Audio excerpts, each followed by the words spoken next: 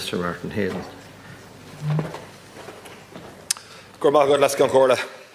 I'd like to take the opportunity to thank you and the County Corla for the opportunity to address the House today on the significant challenges facing our tillage sector. Before I outline the Government's response, I want to begin by acknowledging the strain that many farming families in the sector are facing.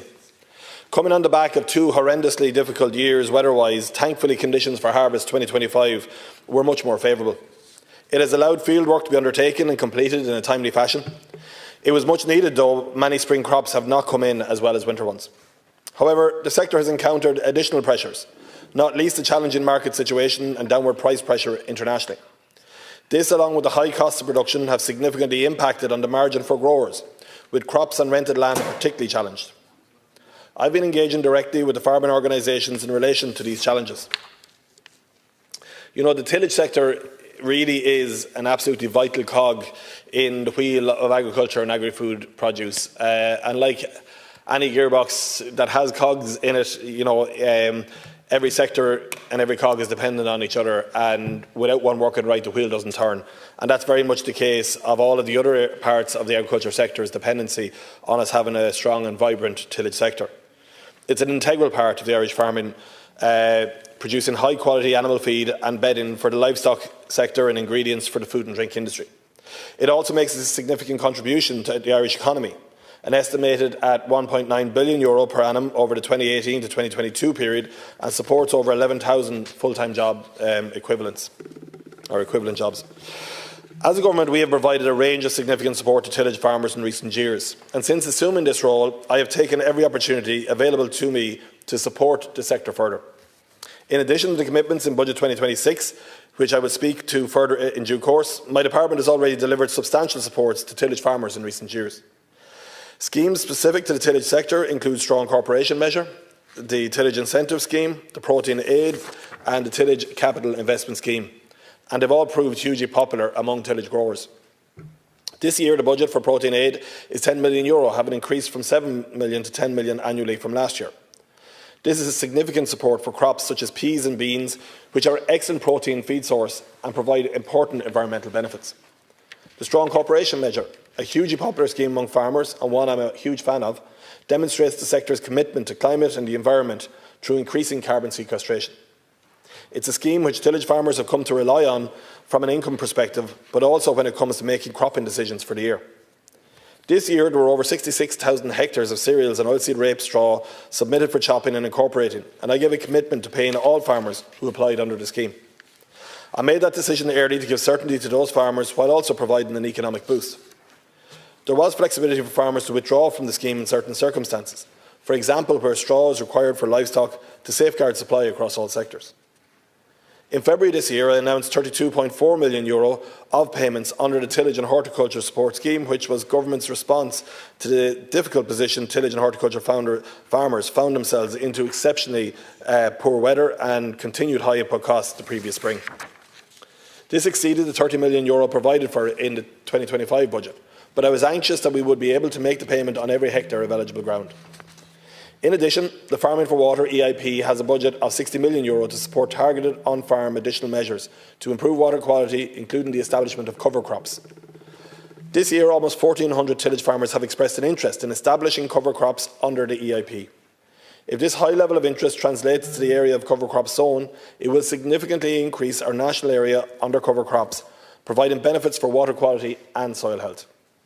The Tillage Capital Investment Scheme under TAMS provides important support for a broad range of investments to support farmers to achieve improved competitiveness, increased efficiency, growth and environmental benefits. These schemes made a significant contribution to the tillage sector in recent years, as well as contributing to meeting Ireland's environmental objectives through positively altering practices at farm level. The Government recognises the importance of the tillage sector as an integral part of the Irish agricultural industry and is committed to growing the area under tillage crops in line with Climate Action Plan's targets. At a challenging time for the sector, I will be supporting growers in 2026 with funding through a new tillage support scheme in conjunction with the Protein Aid scheme and the Strong Corporation Measure, providing targeted supports of at least €50 million. This marks a significant and direct investment by government, evidencing its commitment to the sector. Having secured a funding allocation for a new tillage support scheme, I intend to consult further with stakeholders on its design and operation. These measures will help support tillage farm incomes, and I very much view them as providing a strong base to protect the future of tillage farming in Ireland. I will continue to work with the tillage sector and provide targeted support where possible, given the strategic importance of the sector within the wider agricultural industry. As I mentioned, this government is committed to growing the area under tillage in the years ahead, and this will require work in a range of areas in addition to immediate financial support. The current area under tillage is approximately 335,000 hectares. The Climate Action Plan sets a target to increase the area in tillage to 400,000 hectares by 2030. This ambition is well founded, given that the sector is the most carbon efficient sector of Irish agriculture. In 2022, the agricultural emissions in tonnes of CO2 equivalent per hectare on specialist tillage farms was just 1.9 tonnes. Of course, before you can grow the area Lascaux Corla, it needs to be stabilised. While the tillage area has increased by 21,000 hectares, or 7% since 2020, last year it remained almost static. And where land leaves tillage for grass, it rarely comes back.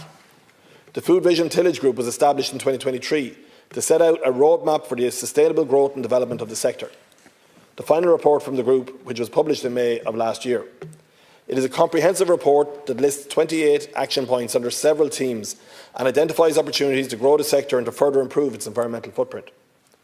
Engagement with the Food Vision Tillage Group continues, where updates on progress of actions to date by my department, Teagasc and other industry stakeholders are shared. I chaired the Food Vision High-Level Implementation Committee at the Teagasc Crops Open Day in June, and at which we were updated on progress across a number of areas. My department continues to engage with stakeholders to progress the actions in the report. It will require collaboration and sustained effort from all stakeholders in the sector if it is to succeed. As highlighted in the Food Vision Tillage report, I believe in the importance of developing new value-added opportunities for the sector to enhance its long-term sustainability. This is despite current headwinds, including challenging market outlook and the instability of export markets brought about by tariffs, which created an extra challenge for malt and barley growers this year. I hope that it's short-lived such positive developments as news. I hope that's short-lived. And I really note positive developments, such as the news that Diageo plans to double the brewing capacity of their new carbon-neutral facility in South Kildare, and the launch of the National Centre for Brewing and Distilling at Oak Park in Carlow in June, both of which point to potential value-added opportunities for Irish grain. The development of new technologies, such as AgNav, are an important step forward too. This new technology will allow farmers to demonstrate their carbon footprint and to identify further mitigation strategies tailored to their individual farms, while at the same time allowing tillage farmers to demonstrate the sector's low-carbon credentials. As outlined in the Food Vision Tillage report, we must consider how best to develop the possibility of a sustainable quality assurance scheme for tillage. This will require thorough engagement between all stakeholders, but it is something which, if it's done right, has the potential to help open new value-added market opportunities, particularly in premium and food drinks, where sustainability and provenance are increasingly valued by both consumers and industry. The Food Tillage report highlighted access to land as a key challenge for increasing the area under tillage crops. Facilitating and encouraging the exchange of nutrients between livestock and tillage farmers was identified as an important action to help alleviate pressure on land. In response, my department provided additional support under TAMS through the Nutrient Importation Scheme in August 2024 and enhanced grant aid for nutrient storage in January 2025. Accelerated capital allowances for manure storage investment have also been provided, renewed in Budget 2026 for a period of 4 years rather than the normal 3 years, to provide additional certainty for farmers in planning their investments. Verifying organic nutrient movements has also been made easier for importing and exporting farmers through the launch in January 2025 of my department's Organic Nutrient Movement mobile phone app. Additionally, a subgroup of the Agriculture Water Quality Working Group is due to consider the issues and develop proposals to increase the exchange of nutrients between livestock farmers and tillage farmers. Lascaux Corla, I recently attended a meeting in the Killashee Hotel in County Kildare where well over 700 tillage farmers turned up. And I can tell you, as a farmer in South Kildare myself, a resident in a strong tillage area with many of my neighbours, tillage farmers as well, I know that doesn't normally happen with the tillage sector. They don't normally do protests, and they don't normally turn out in such numbers. But they did so because of the cumulative nature of 3 years of really, really difficult market conditions and the very difficult position that world market prices are under. And in that regard, Lescan Corla, you know, they talked at that meeting pre-budget around the need for financial support in this budget. I couldn't commit to them on the night that I would absolutely get that over the line in my budget negotiations, but I could commit that I was doing everything I could. But it was made very clear as that discussion went on over 2.5 hours and the questions and the back and forth came, that the financial element, while important as an indication to instill confidence on people who were considering whether they sow again next year or even this autumn, that vote of confidence is a short-term measure to give that confidence, but the medium-term measure is looking at those areas that are encompassed in the Food Vision Tillage Group. Those measures that can really move us away from our dependency and the reliance on world market prices, which are depressed at the minute in the tillage sector. So what I commit to, while having secured €50 million in a budget that was very constrained with a lot of competing demands, what I commit to here is continuing to work with all stakeholders, with members of this House, around identifying the value-added opportunities, whether that's new milling facilities, you know, and looking to support business with the opportunities they have, whether it's looking at our whisky file and the role Irish whisky has to play, another sector that's experiencing very strong difficulties this year as a result of the tariffs, whether it's looking at the role of quality assurance and what that can play, whether we can relook at the use of native grains and make sure that we can monetise the increased benefit and value there is in those grains as a feedstuff and as a feed source. That's the bigger prize here in terms of the medium-term piece, that value-added piece. We learned from the likes of the dairy sector that was able to find that additionality in value-add that meant it wasn't just dependent on the crude instrument of world market price and all the volatility that comes with that. So I get this industry. I have its back. I want to continue to support it. I would have liked to have more money in this budget for the sector, but to be honest, I think it's a solid base in a first year of 5 budgets that I intend to bring in, and it is a clear indication of my commitment to support this sector throughout my time in the Department of Agriculture, Food and Marine. But I think the bigger prize in many ways actually will be beyond one-off payments and how we design that scheme to make sure it's targeted, to make sure it gets to the farmers who need it the most with a direct payment per hectare that really can move the dial for those farmers who are struggling.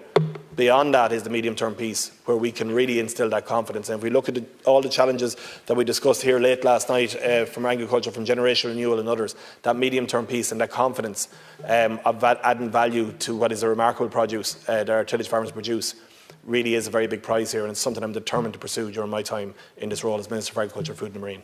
But thank you very much again for the opportunity, Lescan Corla, and I look forward to hearing the contributions of members of the House today. Minister Healy-Rae.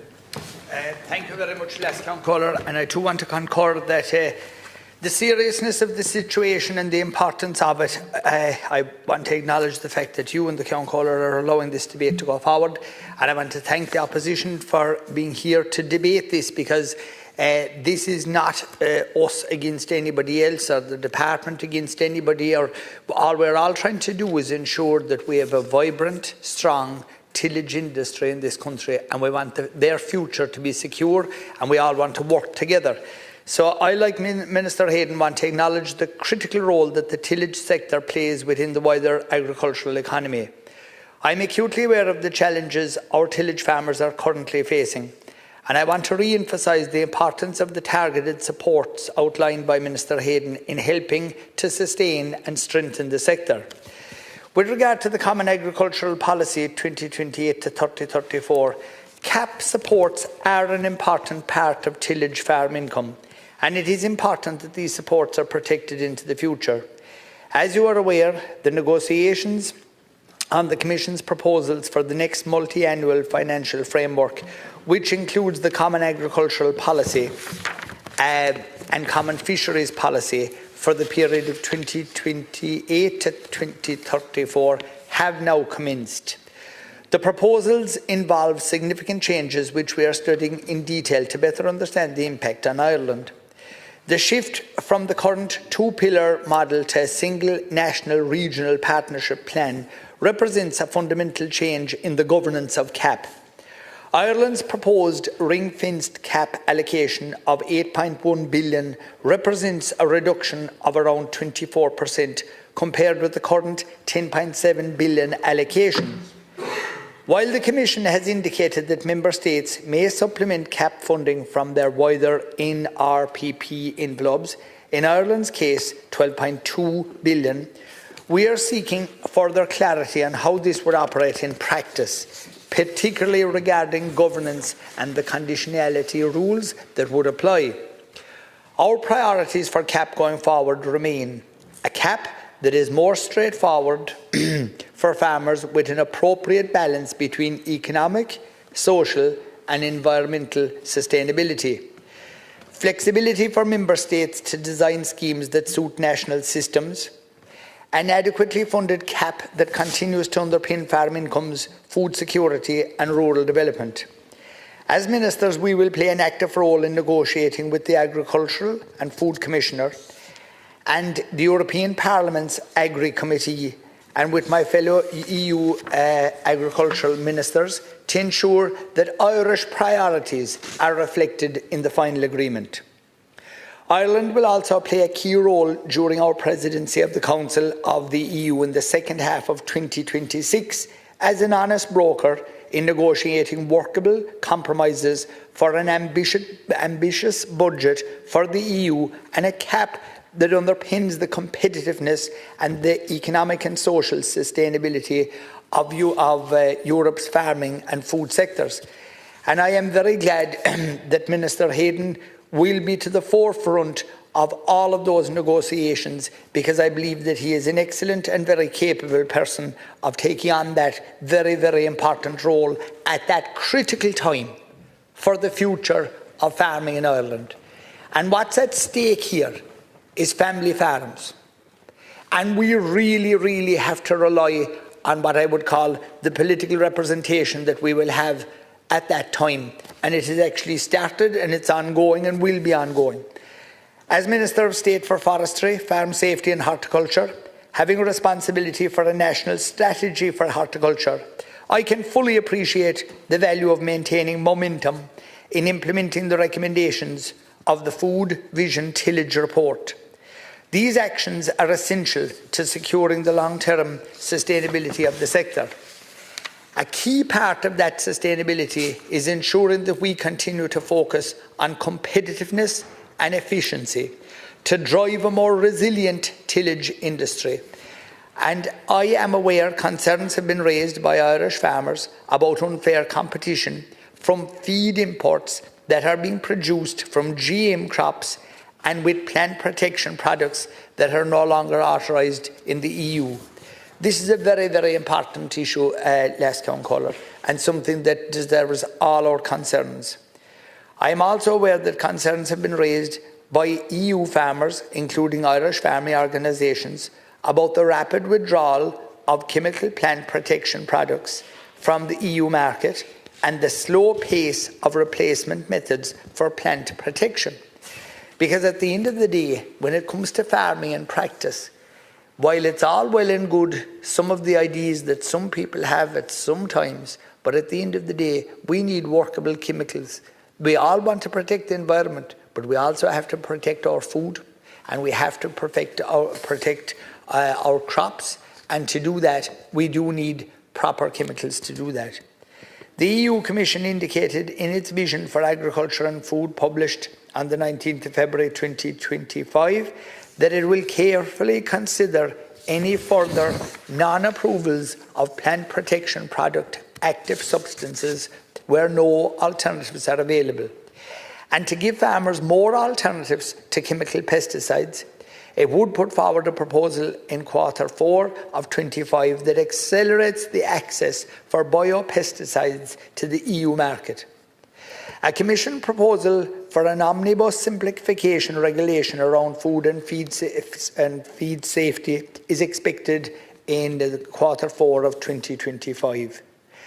The Commission has indicated that this regulation will include proposals to accelerate access to the EU market for biocontrolled substances and products biopesticides that will simplify and clarify regulatory requirements on plant protection products and biocidal products.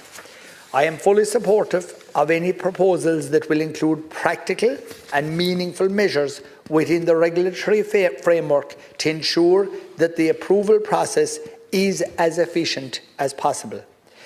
The Vision for Agriculture and Food Communication paper also includes an intention to pursue, in line with international rules, a stronger alignment of production standards applied to imported products regarding pesticides.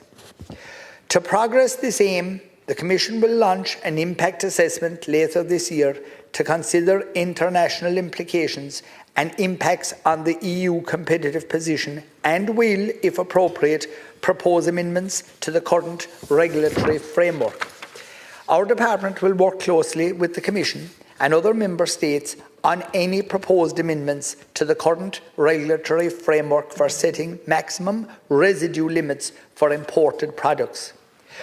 While the cultivation of GMOs in the EU is very restricted, there are emerging technologies that will allow Irish tillage farmers to gain efficiencies in crop performance, and for that we obviously would be very welcome. The use of new genomic techniques, commonly known as NGTs or gene editing techniques, are new technologies that have developed over the last 2 decades. The potential for NGTs to deliver crops with improved traits in a faster way than conventional breeding can deliver benefits for Irish tillage farmers, consumers and the environment. The Commission adopted a proposed regulation on the NGTs in July 2023. I am supportive of the proposal, and our department continues to engage at an EU level to get agreement on the proposal. With regard to the Food Vision Tillage Group, Food Vision 2030 outlines the importance of the tillage sector and an ambition to increase the area under tillage crops. Growing the tillage area is also highlighted in the Climate Action Plan, where a target is set to increase the tillage area to 400,000 hectares by 2030. The only way this will meaningfully happen and really happen is by us all working together and by us all doing everything we can to support people. The very fact of tillage farming in Ireland, because of our unpredictable weather, we all have to be so understanding of what I would call financial and indeed mental pressures that our tillage farmers sometimes have to face, because we have all seen some of the summers that come to us and some of the autumns that come to us that really are unbearably wet, and even where land is better than, for instance, where I come from, they still get an awful doing from wet weather. So it really takes resilience, it takes a frame of mind that is ingrained in our tillage farmers through simple hard work and putting up with tough conditions at tough times. And I know everybody appreciates that work. And that is why I'll keep saying it, us as politicians, us as a Department of Agriculture, people in opposition, we have to be so understanding of those terribly hard-working people. And the fact that, you know, when it comes good, yes, they can make a few pounds. But when it comes wrong, and when they lose, and when the weather is wrong, when the market is wrong, you know, with all the different things that can happen to them, they really get, to be honest, what I would call an awful hammering. It is one of the most unpredictable and unreliable sometimes ways of farming. Because if, for instance, I know everybody's volatile and susceptible to the markets, but for instance, when you're fattening cattle, basically sometimes it can be straightforward enough. If you're milking cows, you have all the different problems that happen. But at the end of the day, sometimes it's easier to read your plan for the next 12 months. But with tillage, it can go very wrong or it can go right. And that is why we're having this debate here tonight. And again, I thank you, last caller, for allowing it. I believe it is probably, I'm not making little of other debates, but you know what I mean when I say this is a terrible, terrible important debate. Debate to recognise the sector, to recognise the fact that we all are stakeholders in it in one shape or the other. And I thank you for the opportunity in speaking. Thank you, Minister. Deputy Kenny. Minister, first of all, I welcome the debate also, and it's very appropriate we'd have it. We had the people from the tillage sector in at the Agriculture Committee just about 2 weeks ago, I think, and I actually made the point to one of them that in my part of the country, in County Leitrim, the most tillage we have, people still talk about it, was compulsory tillage during the emergency that was introduced by De Valera during the war, and a lot of them are still complaining about it because the land is not appropriate at all for to grow crop of that nature. However, like every other sector of farming, it's all connected. And whatever people are doing, you know, it's connected to another sector and connected to whether they need to get straw, which they need for bedding, from the tillage industry. Whether they need to get grain for feed is from the tillage industry. And that's, I suppose, why our interconnected agricultural system needs all sectors of it to be working well and working well together. And Minister Healy-Rae, when he mentioned about, you know, that other sectors have had difficult times, and certainly the tillage sector is where many of those sectors were a few years ago. At the moment, we have great prices for cattle and sheep, etc. For probably the last decade, they have been very poor. The tillage sector is very poor at the moment, and you know we can go into all the reasons for that. But the tillage sector is an integral part of Irish farming, producing high-quality animal feed and bedding for the livestock sector and ingredients for the food and drink industry. The sector makes a significant contribution to the Irish economy. It's estimated between 1.3 billion and 1.9 billion per annum. It is also important in terms of employment and estimated to support up to 11,000 full-time jobs or equivalent jobs. You also mentioned, Minister Healy-Rae, the vegetable sector, and indeed I understand that in field vegetables between 4,200 and 4,500 hectares annually, valued at €73 to 76 million per annum. Ireland is about 60% self-sufficient in vegetables. So 40% of the vegetables we eat in this country we have to import, which I think is something else we need to look at from a food security perspective. It provides about 1,000 people employed in that sector. Now, around 300,000 tonnes of grain is used in the drinks industry annually in this country. The amount of grain that is imported to the drinks industry is growing each year. And this is an important point. I think it is not a requirement that Irish whisky or spirits use Irish grain in order to be classified as Irish. I think that's an issue. Now, and I'm not saying that you should have 100% Irish grain in it, but there certainly should be a percentage of it in order to be able to label it as Irish, because we understand there can be volatility. Of course, it can be weather dependent, and harvests can go up and down different years, and that may mean that there may need to be imported grain at different times. Between 2014 and 2018, grain imported for the drinks industry ranged between 50,000 and 135,000 tonnes. Irish farmers have mainly stopped growing grain for human consumption, such as flour. Ireland imports the majority of its flour, with around 69% of it coming from the UK, 11% from Germany and 8% from France. There are, of course, significant challenges in the Irish tillage industry. Grain prices have been on the floor for many years, and cheaper imported grains coming from all over the world, and an awful lot of our feed that goes into it. We have very high quality beef, we have very high quality dairy products. A lot of the feed that goes into that is coming from Latin America, in fact, and there's issues there as well in regard to food security, etc., which need to be looked at, because Europe as a whole has a problem that we are not producing enough protein within the European Union. And that is an issue that needs to be dealt with. And one of the opportunities to do that is through the production of grain. Tillage farmers have been priced out of the market, in the rental sector certainly, in a lot of areas, mainly because of the dairy sector, but also they have rising costs of machinery, fertiliser, sprays, etc. The government has committed, I think it's 400,000 hectares by 2030. It's unlikely we're going to meet that target. The target that was there for 2025 hasn't been met. Obviously, a big part of that is the viability of the industry because of the situation we're in with regard to the prices that farmers are getting for their product. The tillage sector and horticulture would provide the Sinn Féin would provide proper funding for tillage and horticulture sector, and that's what we need to see. We need to see proper funding put in place. These farmers are farming a product which has a much lower carbon footprint than other farming practices, and it needs investments and needs to be able to expand. The tillage sector is in crisis, and we know that. Even straw prices are on the floor. They require support to prevent the loss of jobs and further reliance on imports of grain and for flour and vegetables and all of those things. We really need to put the effort in to ensure that this whole sector can come up to the mark and can provide kind of resilience that we need within it. But farmers will only invest in that sector if they can see that there's going to be an outcome from it. As I said, Minister, we had the tillage industry in before the committee there a couple of weeks ago.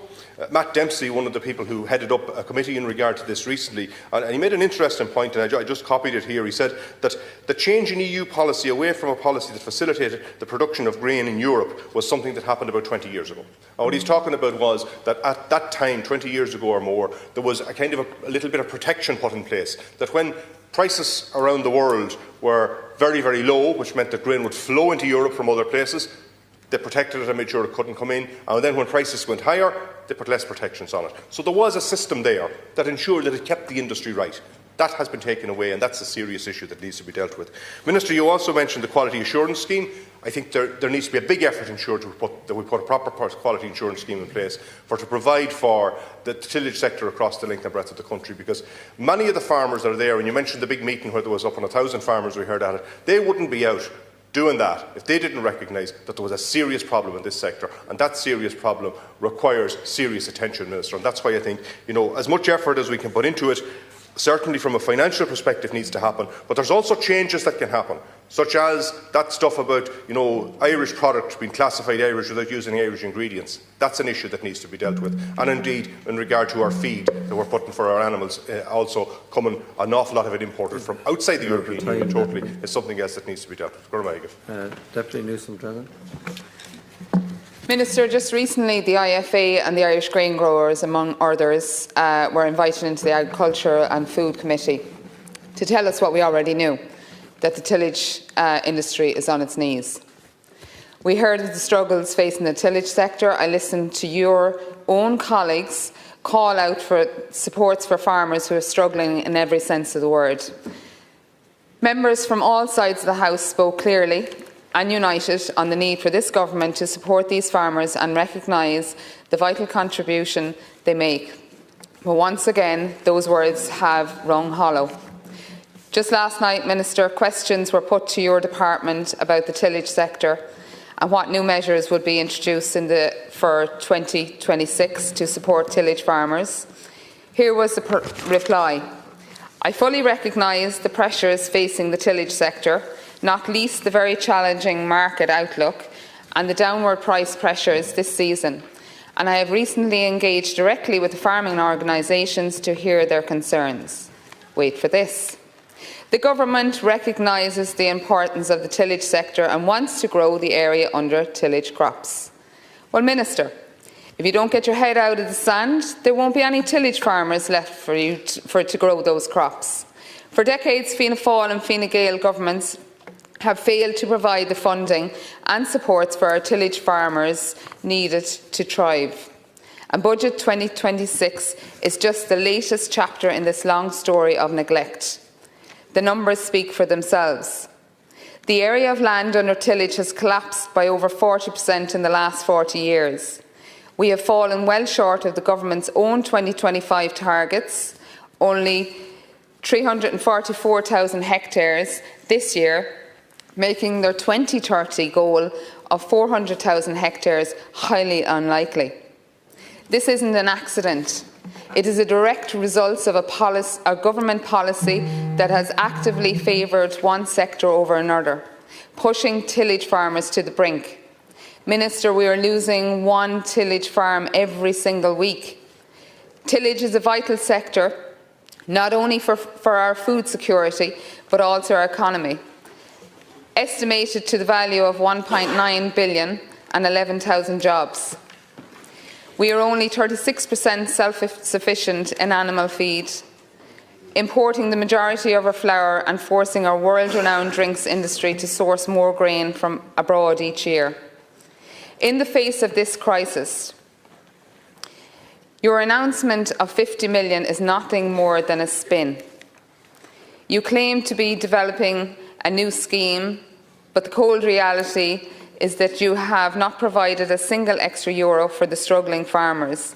It is the same funding as last year, repackaged and re-announced. It falls pathetically short of the 92 million package that the sector itself says it needs to survive and thrive. With grain prices on the floor and input costs soaring, This lack of ambition will be the final blow that forces more hard-working farming families to simply call it a day. Sinn Féin recognises the immense value of tillage farming.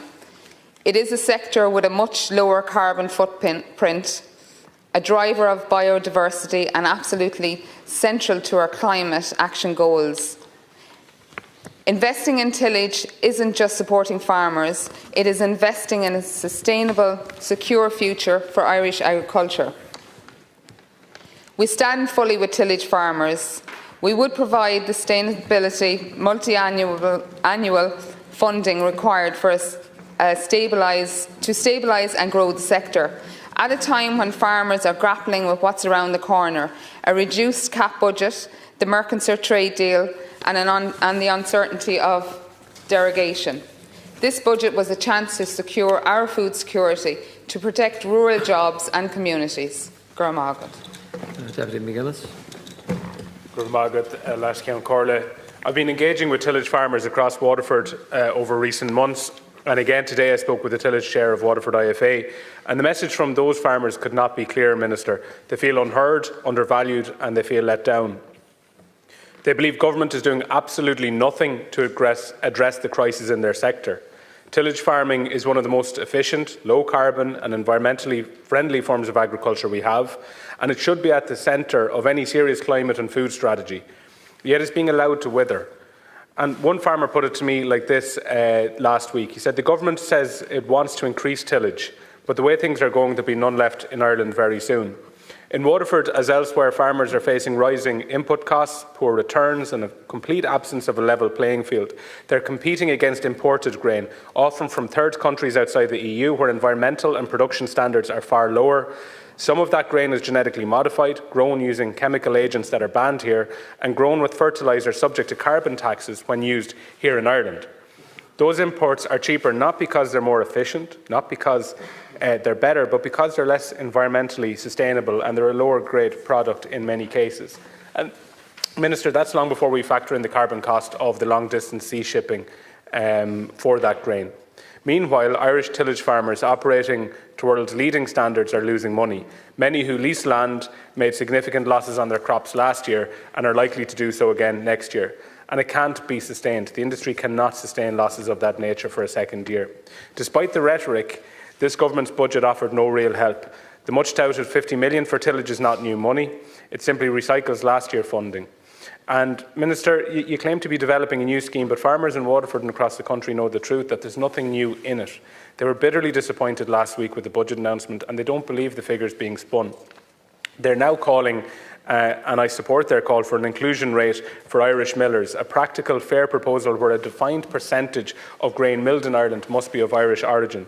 And that would create a secure market for homegrown grain, reward sustainability and reduce dependence on imports. And I'd ask you, Minister, will you take that proposal, will you develop it, discuss it with your officials and take it very seriously, give it the consideration it's due? We in Sinn Féin, we believe the tillage and horticultural sectors need targeted investment. We would expand domestic grain production, ensure fair market access for Irish grain and back farmers who have already delivered on climate and biodiversity goals. The crisis in the tillage sector reflects a wider failure across agriculture. No new funding for TAMs, no support for young farmers or generational renewal, nothing for the beef or suckler sectors, and continued underfunding of the TB eradication and acres scheme. So farmers are being failed right across the board, no matter what way you cut it up, and despite the announcements. And farmers in Waterford and throughout rural Ireland deserve fairness, respect and a government that values the family farm and values family farming.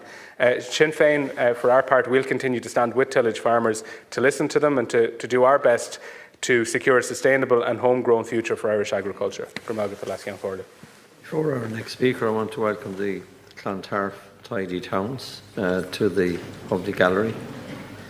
I don't know what kind of tillage land you have out there, but I hope you enjoyed the debate. They're here at the invitation of Deputy Heenan. So, to next speaker, Deputy Clerk. Minister, you said earlier on that the tillage sector was an integral part of Irish farming. I happen to agree with you. It truly is. And in many of our communities, it is the backbone of farming. And the fact that it contributes almost 1.9 billion annually to the economy and supports up to 11,000 jobs is something we need to take seriously. But despite of that, our local tillage sector is under severe pressure. And I know that from speaking with tillage farmers in my own area. 42% reduction in tillage area since 1980, 50% reduction in the last decade. The majority of tillage produce goes towards livestock feed, yet we still import 3.5 million tonnes of animal feed every year. Hundreds of thousands of tonnes of grains used in the drinks industry annually, yet the amount of grain imported by that industry is growing year on year because it's not a requirement for Irish whisky and the likes to actually use Irish grain to be classed as Irish. We now import the majority of our flour, about 40% of vegetables. And adding to that is the ongoing lack of management of our waterways, particularly along the River Shannon, something our guests from Clontarf will be very familiar with in terms of flooding. 5 years ago, Deputy Kenny and Deputy Curran and myself introduced a bill, the River Shannon Management Agency Bill, to put one single authority into place to combine the works of the ESB waterways and the local authorities across those 11 counties. And Minister Healy-Rae, you spoke of mental pressure experienced by tillage farmers. I can tell you there is no greater pressure on tillage farmers than standing knee-deep in water for the majority of the year. It is absolutely soul-destroying for those farmers. And farmers along the Shannon know too well the impact of flooding that could and should be prevented. It's not just acres that lie underwater for weeks and months on end. It's farms, it's livelihoods, it's dreams, it's prospects. And it is worsening every year. Gone are the days where it lasted for a few weeks and it was back to being dry. It is now in some places wet almost 9-10 months of the year. This past week alone we saw the Callows flood again, yet there's still no single authority in charge of the Shannon. We've the OPW, ESB, Waterways Ireland, the councils all involved but no accountability. Farmers told RTE their livelihoods were being destroyed as water levels rise. The local press reported emergency efforts around Athlone ESB saying the flow was now beyond control.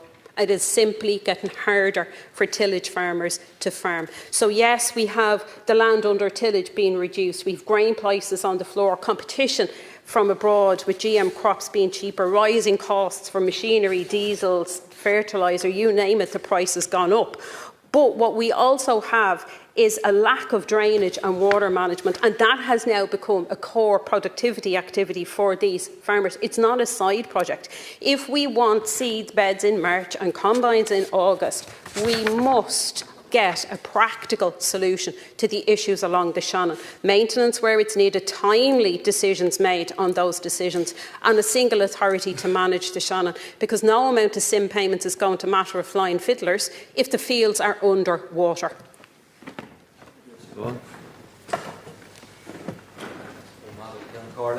Ministers, as you know, farmers are in intense crisis at the moment following 2 absolutely terrible years. I suppose one question I'd like to ask you is will the government introduce a proper area-based payment tillage incentive scheme? Currently the government are given €40 per acre while it needs to be at least €100 per acre or $250 per hectare as requested by the farming organisations who I have met with on a number of occasions. So that really needs to be done as a matter of urgency. Farmers are being fleeced, rising input costs, machinery costs, fertiliser costs, sprays, diesel, other things in the local hardware shop have gone up, and they have less money to spend locally, so we're all being affected either directly or indirectly.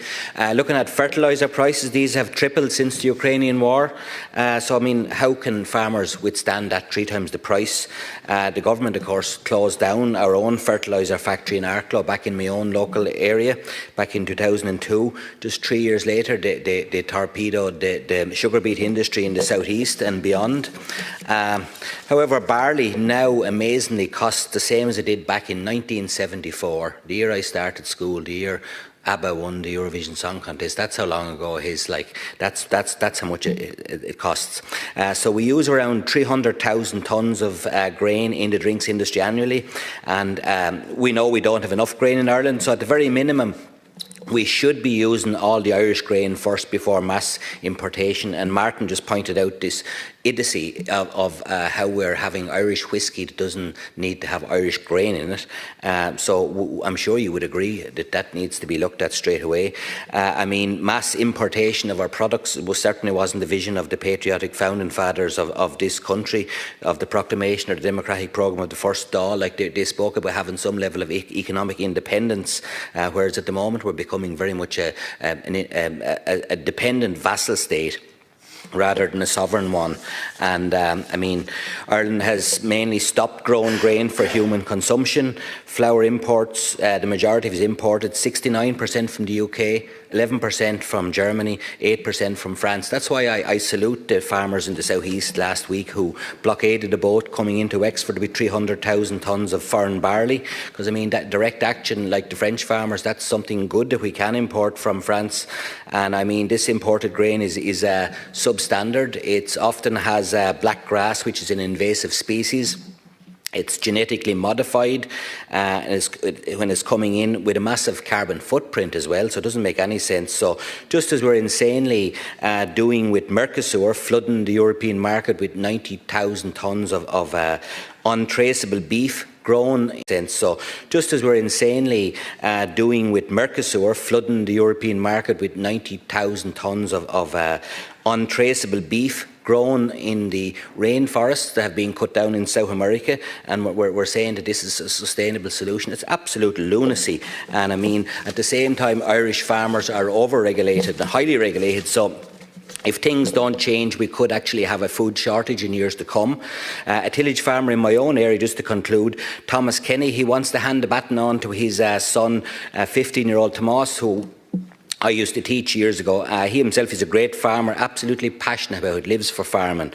But I mean, can your government guarantee that Tomas will have a future? Because Thomas, the father, doesn't know whether he should hand him this onto him. Because I mean, you could be handing someone a white elephant if they can't make any money from it, if they don't have a livelihood. So I just like to ask you, as ministers, will you introduce at the very least a proper area-based tillage incentive scheme of at least €100 per acre before we drive the final nail into the coffin of Irish farming and drive farmers off the land altogether, something we've been doing in this country for 6,000 years now. So something really needs to change urgently. Thank you. Deputy Rory O'Murray. Guramaigad Ken Corla. Look, the Minister had spoken earlier about what needs to be done from a point of view of protecting family farms, and we've all spoken about that many times before. Now, we know the dangers that are oncoming for farmers. Look, many of my colleagues have already spoken about the fears there are in relation to the loss of the nitrates derogation, the absolute fear around Mercosur, and we really require that the government obviously would step up to the mark in relation to these dangers and in relation to the possible changes that we're looking at in relation to CAP funding.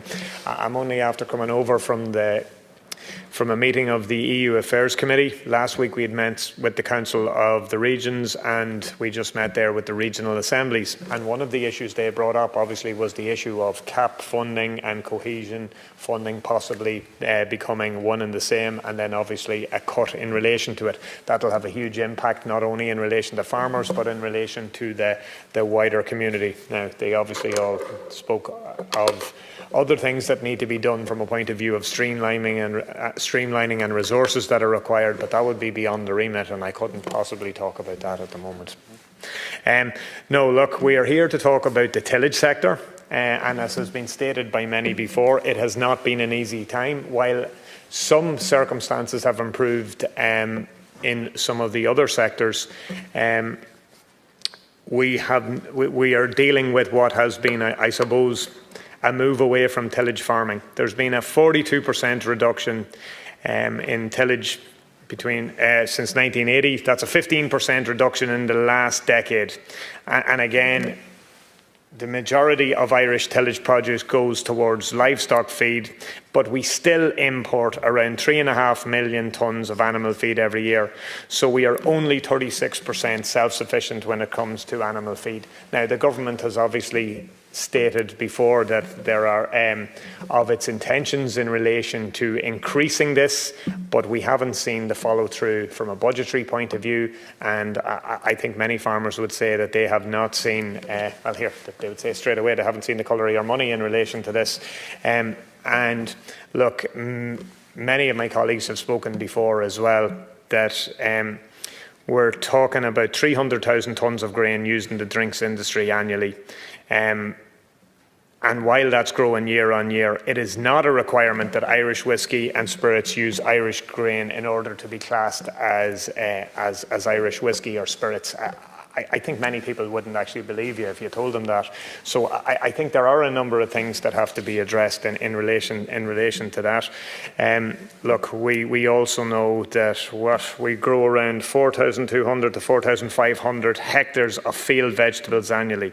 That's valued at approximately somewhere between 73 and 76 million, but we are only about 60% self-sufficient. So I think we can all work out the maths on that, about 40% to be imported.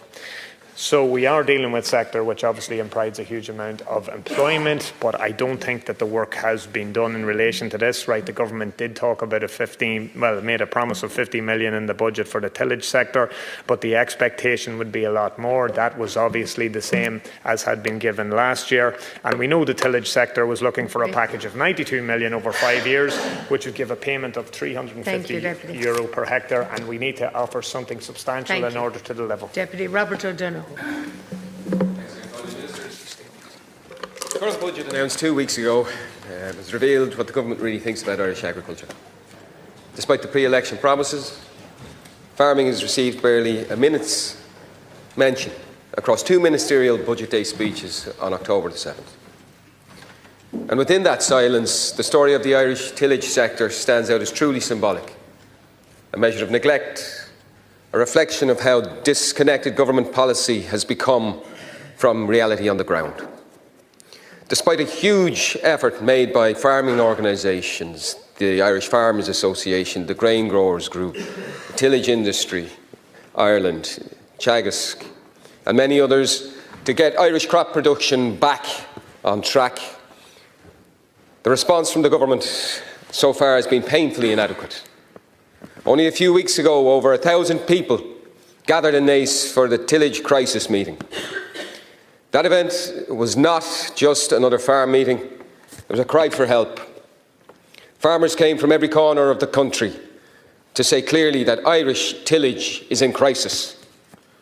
And to your credit, Minister Hayden, you attended that meeting and you heard directly from farmers about the fault lines that threaten the future of Irish tillage. They have been told that a support package is on the way, but why the delay?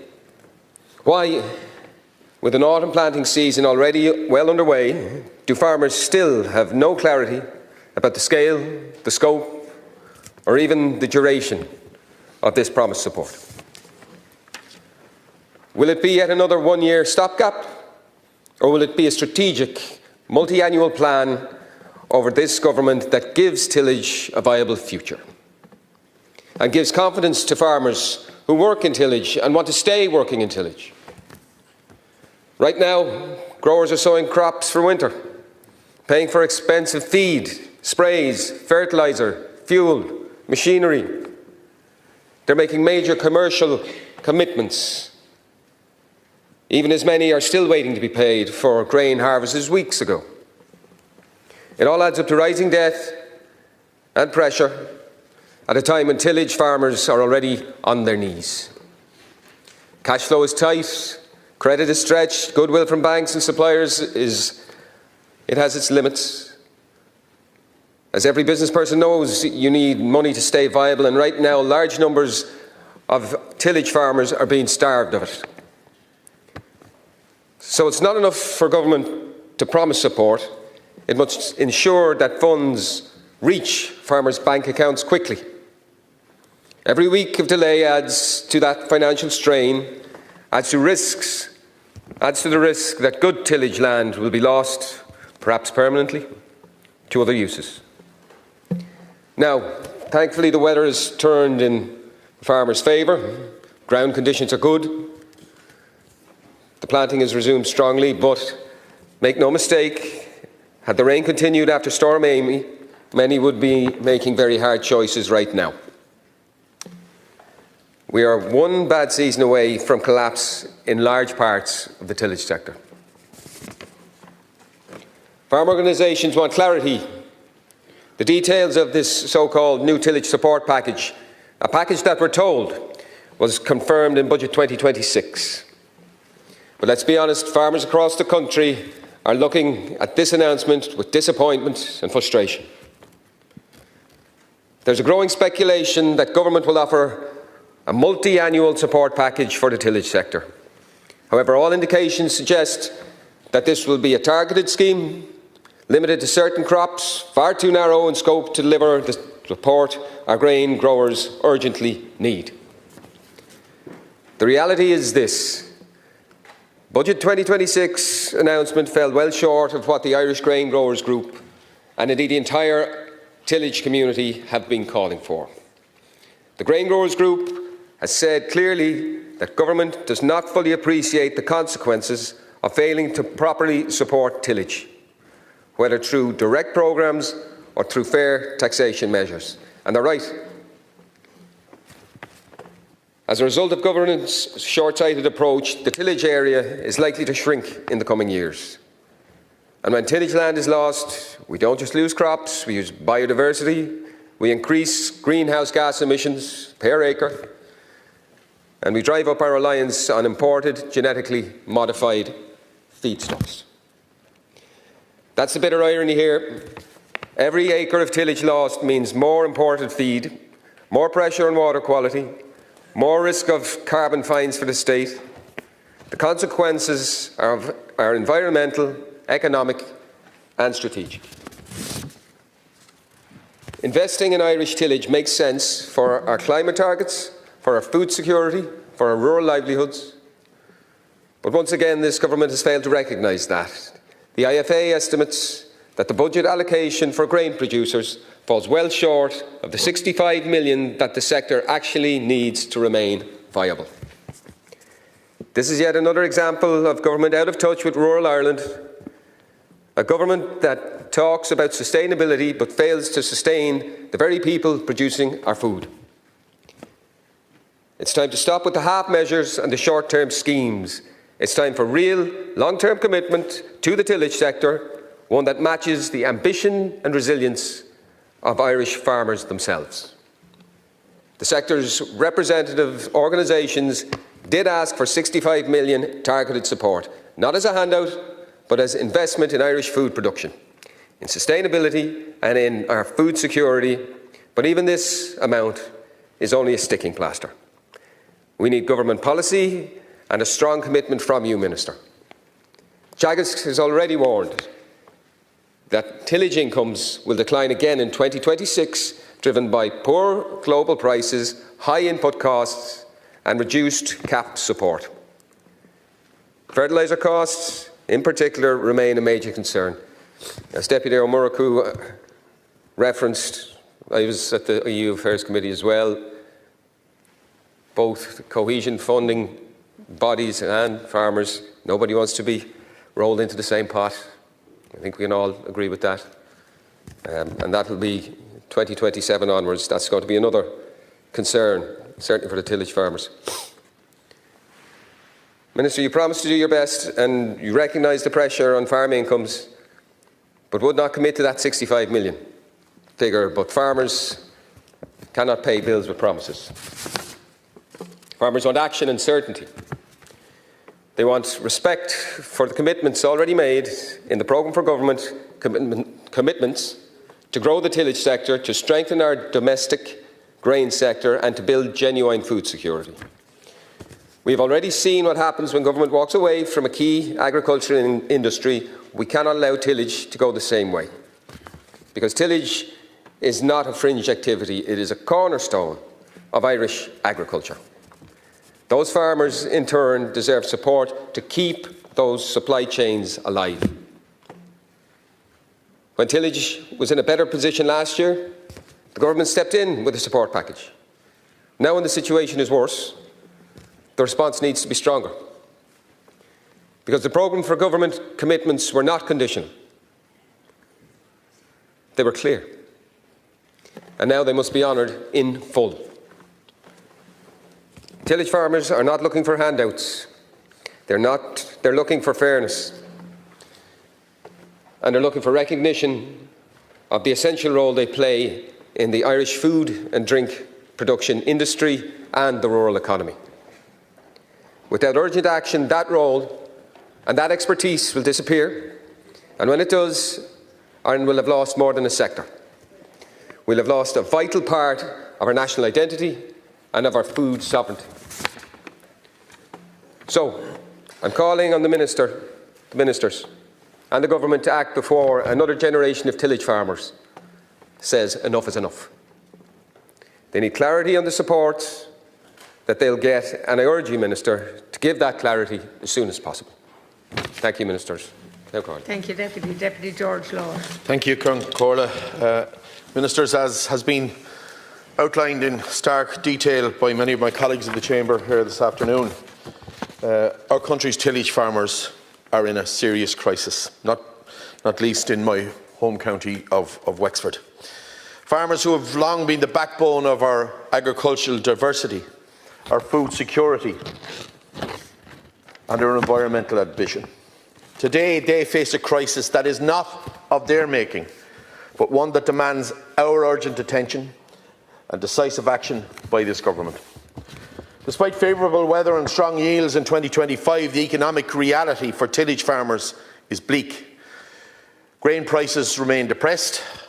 Forward prices this spring were just €212 per tonne for wheat and €200 for barley. Indeed, if you look at the Tillage grain pricing for harvest 2025, it says feed barley at €190 per tonne, feed wheat at €200 per tonne and malting barley at €222 per tonne. Teagasc forecasts that the average income on tillage farms at 43%, but this includes mixed farms. Crucially, much of this income that they're predicting is bolstered by livestock enterprises, not just crop production on its own. For many tillage farmers, particularly those on leased land, 2025 has been a year of operating at a great loss. This is not just a financial crisis, it's a structural one. It's a crisis of confidence, of viability and of future prospects. Last month, as you know and has been mentioned, over 1,000 farmers gathered in Naas, County Kildare, united in their message that tillage farming is on the brink.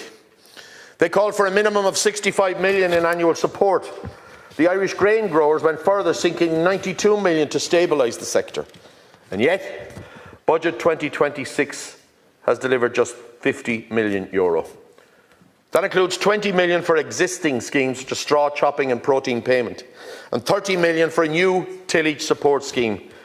Of course, the details of this still remain vague, Minister. This response is not proportionate to the scale of the crisis. It is not ambitious enough and it is not urgent enough. We simply have to recognise that tillage farming is not just an economic activity, it is also a climate solution. Recent studies have showed that imported dairy feeds generate 800 kilograms more CO2 per tonne than Irish-grown grain. Every acre of tillage lost to grassland is a step backward in our climate goals. Every tonne of imported grain is a missed opportunity to support Irish produce. And the notion that imported grain is being utilised and used to produce our famous Irish whiskey is absolutely nonsensical. The notion that we're taking grain from all parts of the world to produce our legendary Irish whiskey beggars belief. Count Corlin, Minister, this is a moment for leadership to support this sector. It is essential that we commit to a multi-annual support package that reflects the strategic importance of tillage farming. We need targeted schemes that reward environmental stewardship and economic sustainability, and also generational renewal with real incentives for young farmers to enter and to remain in the sector. We also have to ensure that payments are timely, transparent and sufficient. We can't expect farmers to plant winter crops with borrowed money whilst they still remain unpaid for the grain that they harvested months ago. It's simply not viable or feasible. To every farmer that's out there in the tillage sector, they certainly, for the conversations that I've been having, feel forgotten. Their work, their enterprise, their industry in that sector, it matters. And we have to see the struggle therein. And we have to let them know that their voice is heard in this House and in this chamber. It's essential that we don't allow this crisis to become a collapse in one of our national industries. It's essential that we don't just sow crops, but we have to give these people hope for their futures and their families' futures, for succession in this industry. It's not just about cultivating land, it's about a vision that we have for rural Ireland and the sectors within that. And we need to ensure that they remain vibrant and sustainable and just. Minister, I urge you to look at this sector with the necessary means and provide the farmers who offer not just the tillage sector but also a sustainable answer to many of our climate issues. I urge you to offer them the support, the funding and the finance and the hope that they truly and richly deserve. Thank you, Deputy. Deputy Peter Chapclear. And I welcome these statements today on the tillage sector. And we all know, and I know firsthand, that the tillage sector is absolutely a vital part of the agri-food sector. I see it firsthand where I'm from, down in places like Paulstown and Danesfort and Callan and Tullerone and Ballyragget, Mooncoin, Graignamanagh, places like that. The tillage sector is as vibrant as ever. And it contributes over 1.3 billion annually to the Irish economy. But yet the sector is in decline. The area under tillage has fallen 40% in 40 years. Now, according to the IFA, the recent decline in area can be principally attributed to a reduction in cereal production, which has dropped by 50,000 hectares since 2012. As we discussed last night, Ireland now has one of the lowest percentages of land devoted to arable cropping in the EU, a little over 6% of the utilisable agricultural area. And the sector faces huge input prices, huge competition for land against other sectors, and low global market prices. Now, Minister, I do acknowledge that Budget 2026 has provided funding of at least 50 million to the tillage sector. And this will be channelled through the various different schemes. And these measures will help support tillage farmer incomes, and they'll provide a strong base to protect the future of tillage farming in Ireland, in particular young tillage farmers.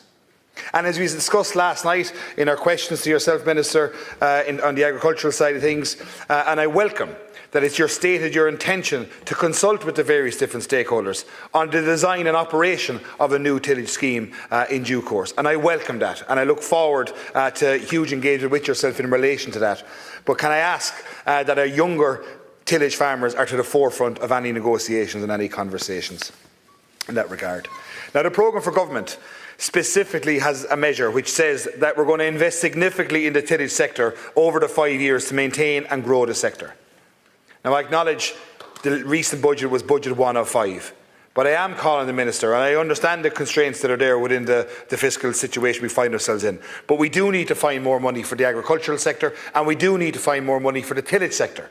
Not taken away from the other sectors that are there for one bit, but the tillage sector needs to be protected and needs to be looked after going forward.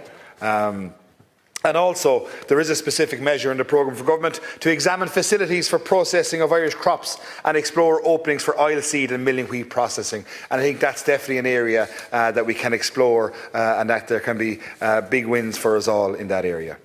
And just to conclude, Minister, we spoke recently, and I want to speak specifically about Irish whiskey. And I know that there was mutterings earlier on in the year about the intention to reopen the technical files on Irish whiskey. And currently, Irish whiskey is defined as, and I quote, a spirit distilled on the island of Ireland from a mash of malted cereals with or without whole grains of other cereals. So by this definition, there is absolutely no requirement to use Irish grain in the production of Irish whiskey. Now, in my constituency, we have a fantastic distillery, Ballykeefe Distillery, which is all homegrown in Kilkenny. It's a fantastic enterprise. And Morgan and the family, what they do there is absolutely unbelievable. But by contrast, Irish cream, which must contain Irish milk, English whisky must be made with UK-grown grain. So there definitely has to be something that can be done there. And I would welcome these technical files to be reopened. And I would be very supportive of requiring Irish whisky to be made with grain grown in Ireland. I acknowledge that there's challenges there in terms of the amount of grain that we produce as a country, but I definitely think it's something that should be looked at. To me, this would seem an obvious way to support the struggling tillage sector and support homes and families and farmers in Thomastown, Michael, Ballinkillen, Castlecomer, Kells, Stonyford, Kilmacow, Gorn and Lisdowney, just to mention a couple of places where the tillage sector is hugely strong in my constituency. Thank you, Councillor. Thank you, Deputy Clare. Deputy Malcolm Byrne. I hope you can name as many in Wexford. I can, Count Corla, but I won't within the time allowed. But I do welcome, Minister, the debate that is here. The fact that you and both junior ministers for the department are present does speak to recognising the seriousness of the challenge facing the tillage sector. And as you know, I've raised this issue with you on a number of occasions, both on the floor here and privately, and I do know that you are aware of the challenge, and colleagues have outlined that in great detail. I do want to take on specifically remarks by my Sinn Féin constituency colleague where he accused you of not understanding agriculture. And yet at the same time, he decides to deride trade, to attack the European Union, where he engaged in anti-EU rhetoric that wouldn't be out of place in the mouth of Nigel Farage of the Reform Party. And it just shows how Sinn Féin has failed to understand agriculture with its anti-trade and anti-EU policies, particularly now as so many in the opposition have fallen into the vortex of people before profit manifesto policies. To deal very specifically with the questions of tillage, it is critical, Minister, and particularly acting on the budget issues, that you engage with the farm organisations, with the IFA and the Grain Growers Group, and indeed, as my colleague Chap has outlined, with younger farmers. And I would hope that Mocha na Firma and tillage farmers involved in Mocha will also be present at the table. But you know that winter crop is going in this week. And the difficulty is, unlike in so many other sectors, where farmers will generally know what their input costs are, and like in so many other businesses, they don't know what prices they're going to get when it comes to next year. And I think if we are to look at a long-term strategy, we have to look at some way where we can put a floor in place in terms of income for Irish growers, whatever measures are put in place there to be able to guarantee family farms that they're going to be able to continue. That we will have a sustainable model for farmers, but also so that we can meet our Climate Action Plan target of 400,000 hectares by 2030. And guaranteeing that economic floor in some way is critical. Whether it is looking at the concept of a basic income for tillage farmers, based on the model, obviously, of the basic income for artists, which the government has continued to pursue, but it is something that I believe to be critical. I think our challenge, as you know, is if we're to get to that 400,000 hectare figure, there have been about 1,400 farmers have left tillage in the last 3 years, and many of these are small tillage farmers simply because of the lack of certainty. If in the measures, obviously, that you're going to, and I welcome the fact in the budget that what you're going to be doing is discussing and negotiating with those farm organisations, with those who have skin in the game.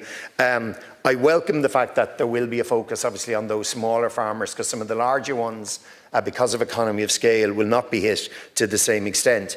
But I do share the view of colleagues that there has to be an urgency about this, because obviously, farmers are planting at the moment. They don't know what situation is going to be next year.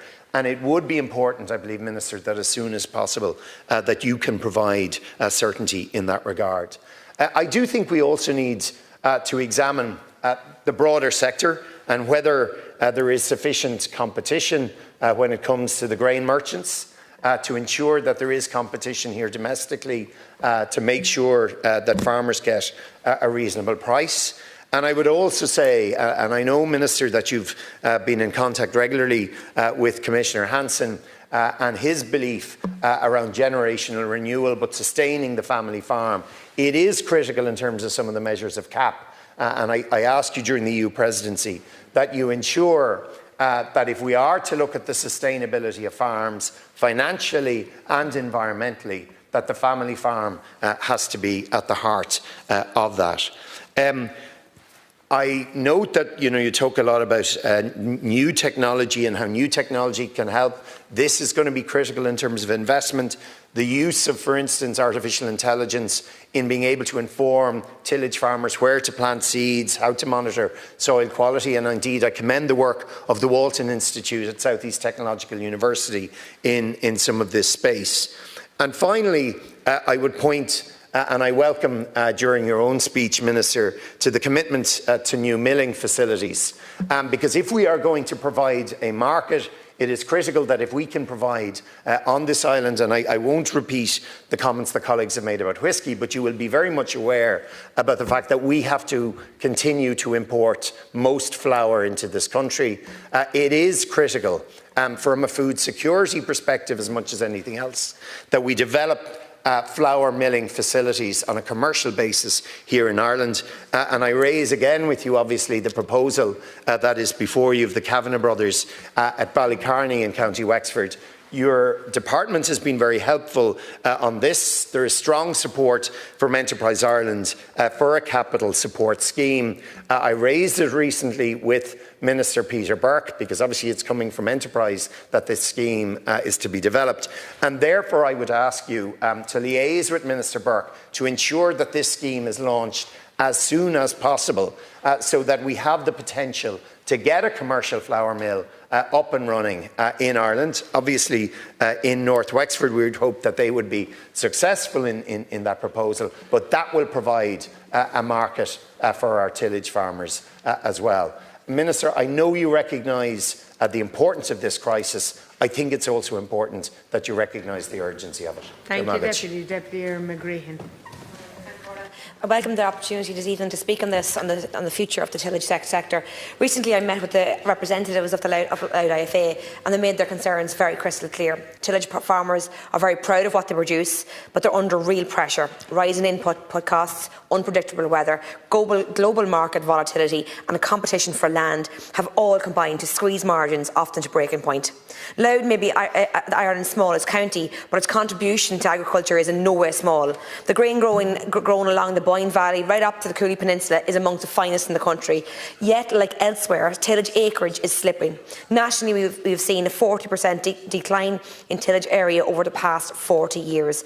Now down to about 334,000 hectares. We must buck that trend as it can't continue. Fianna Fáil have taken real action to support the sector, and since 2020, the government have provided more direct funding to tillage than any other government before, including 10.9 million under the Protein Aid Scheme, 15.5 million through the Straw Incorporation measure, the unharvested crop support, and once-off payment for the oilseed and the cereal crops offered crucial relief after really difficult seasons.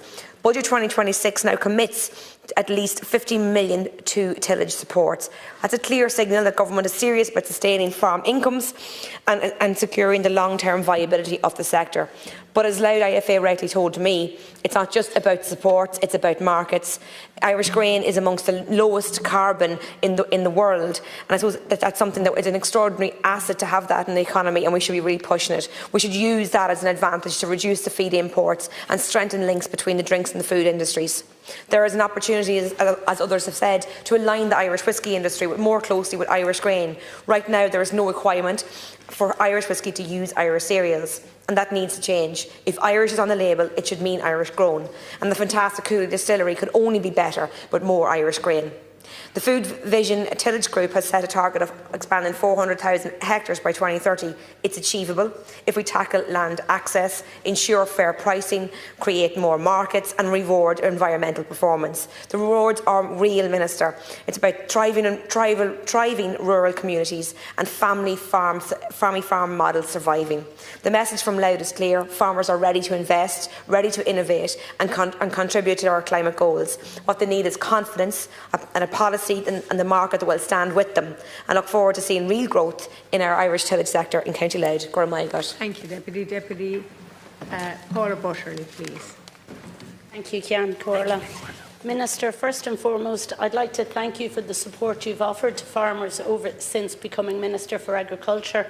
Indeed, I have spent many a day and many an hour discussing the issues facing farmers, and I thank you for the support, particularly for the farmers of County Louth. In your opening statement, you addressed the issues and the challenges facing particularly the tillage farmers in this moment in time. Downward pricing, the cost of land, the increasing costs that they have to face in order to produce the same that they have produced year in, year out.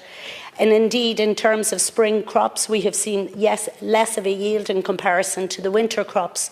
So therefore, the schemes that have been introduced and the schemes that have been kept are very welcomed by the tillage farmer in particular. But tillage farmers are proud people. They rarely come cap in hand looking for supports. And what they're really seeking, and while they recognise the importance of this scheme, they also recognise the fact that in order to be sustainable into the future, we must address the issues head on and continuous. We must offer them solutions in where they get value for money for the crops that they sow and they harvest. So whether that's for feed, cattle feed, or whether that's for the production of whisky and food and other food items, we must work alongside them to ensure that they can achieve those goals. And this has been a primary concern for them over the last number of years. They continue to sow and harvest, but they rarely reap the benefits. So we need to work with them, not just today, not just in 6 months. They don't want a scheme that lasts for 1 year and then having to come cap in hand once again next year. They want to see, when we talk about CAP reform, that it's a reform that will embrace them, not shut them out. When they talk about producing for future generations, they want to have the confidence to talk to their sons and their daughters and even their grandchildren and say, do you know what? Farming's worth doing. Farming is not just a job. It's not a career. It is the closest thing you will get to practically being a priest or a nun these days. It's a vocation. It's for the love of the land that we do it. And I say that as the daughter of a farmer, that we go back 6 generations, if I'm not mistaken. It was never about making money. It was about sustaining the land, keeping the land in the family, and passing it on to the next generation. So while we put these schemes in place, we must look further than that. We must ensure that when a farmer talks to me, and very often they come to me and they'd say, well, why would I ask my son and daughter to go into the land if there's nothing there for them? I've educated them. I've sent them out into the world, yet there's nothing for them to come back to. And I believe that is our responsibility. So we talk about schemes, we talk about CAP reform, we talk about Mercosur, but we also have to talk about intergenerational and how we pass that on. And I know I've mentioned to you, and while it might seem a little bit separate from the statement on tillage, but I've spoken to you about how necessary it is to look at this concept of young farmer, to look about when we talk about our sons and daughters, that perhaps we should be looking at the next generation, which are the grandchildren themselves, because sometimes father doesn't rub that well alongside the son. And it's very often it's the grandchild that's coming up that shows the true interest.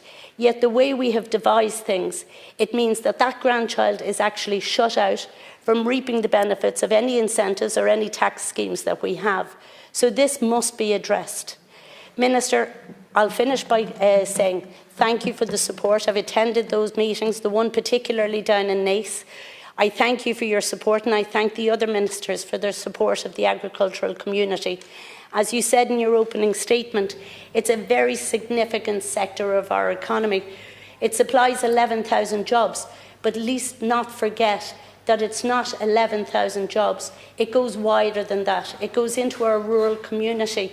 It provides jobs at our local shops. It provides posts, teaching posts in our rural schools. It's the essence there that builds on communities and the very rural communities that we strive day in, day out to survive and thrive. It's a sector that, as you said yourself, produces 1.9 billion to the economy, and that's a fraction of what its potential could be if we were to incorporate and recognise the importance of having Irish on the label and recognising the tillage farmers' contribution to that Irish, premium Irish, that is put and sold across the world. So, Minister, thank you, but I stress we must do more, not just for today, but in the years to come. Thank you, Deputy Andreas Mike.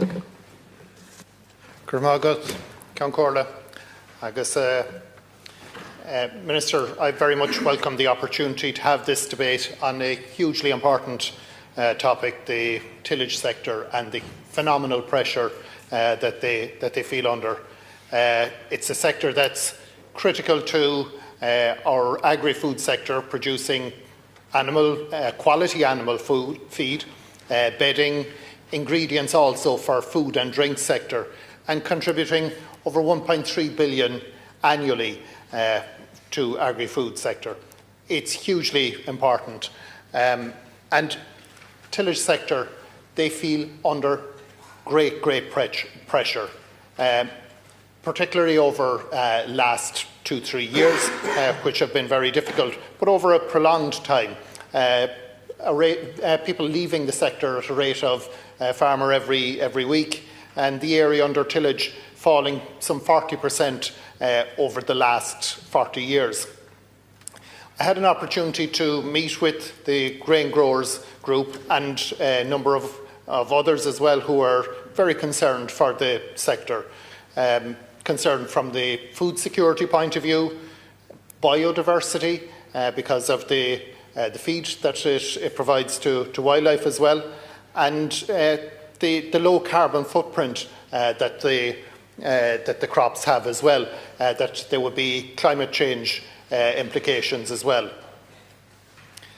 I want to welcome the funding that you've set aside in the budget, and that there is going to be consultation with the various stakeholders for how that would be distributed. And I'm aware that there was a great welcome in some quarters for that funding, and maybe less enthusiastic as well from other quarters, the grain growers also that I had an opportunity to meet. They had requested a tillage sustainability and expansion programme, a 5-year plan with greater funding to allow them to plan further and more reliability on it, and per hectare payment as well of some €350. Look, they've felt under huge pressure over a long time, and it isn't just the crop, the price, but also the way that they're on very much, they feel, an imbalanced competition where they're having to compete with GM-modified crops coming from abroad. It's a global price, and the price, huge crop in North America will influence the price that they can get here at home. And also the fact that they'll produce their crop and send it to market, not knowing what they're going to get, what kind of a price they're going to get. They're waiting to get their price, and they're only going to be getting the one check in the year, and that unknown that follows it as well. There's also a great deal of pressure in terms of land rental costs, where there's savage competition and others being able to outbid them on it. And of course, then the rising costs of production, the price of diesel, fertilisers, machineries and so on. So look, there aren't quick fixes, and I'm conscious of that plan that you're putting in place with the 50 million.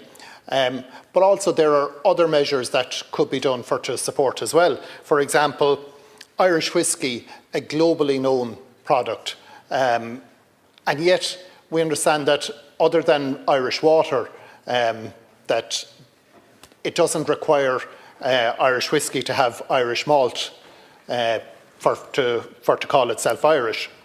I think that's a measure, surely, Minister, that you should be taking a look at to see if there's an opportunity to ensure that the Irish whiskey industry would have to use Irish-produced grain to be able to call itself Irish whiskey. I think it would be a practical measure that would support the sector. It would increase some of the product that would be needed.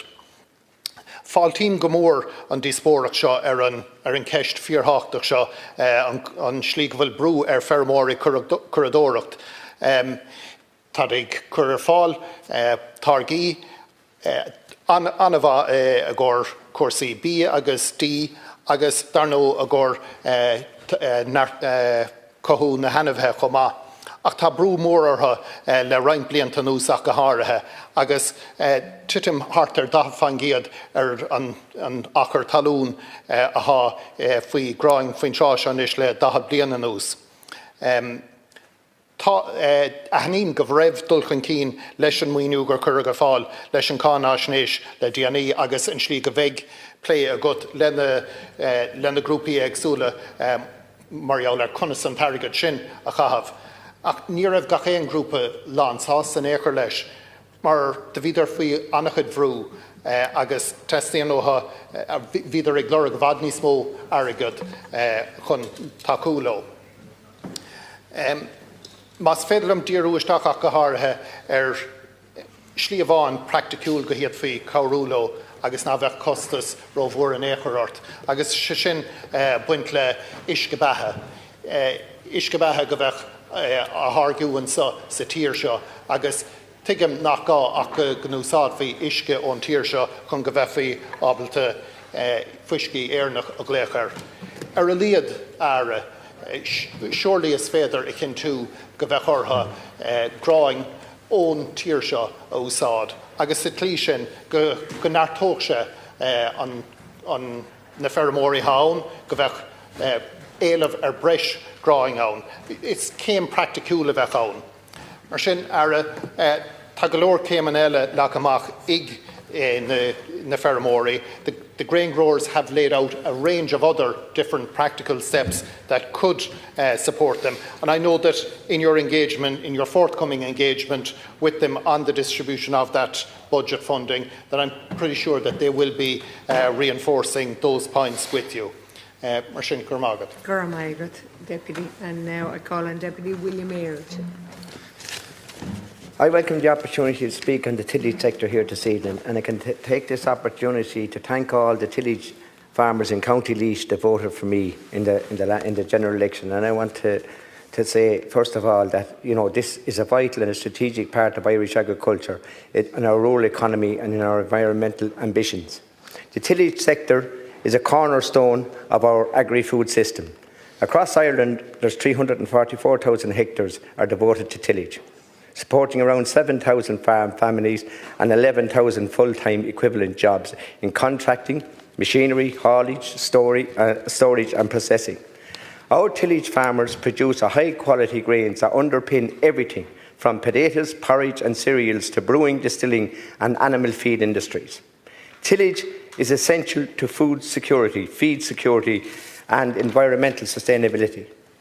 Although it only covers 8% of our agricultural land, tillage generates 1.3 billion in annual output and it sustains thousands of local businesses. Every euro earned on a tillage farm circulates several times in our local economy, supporting jobs, shops and rural services.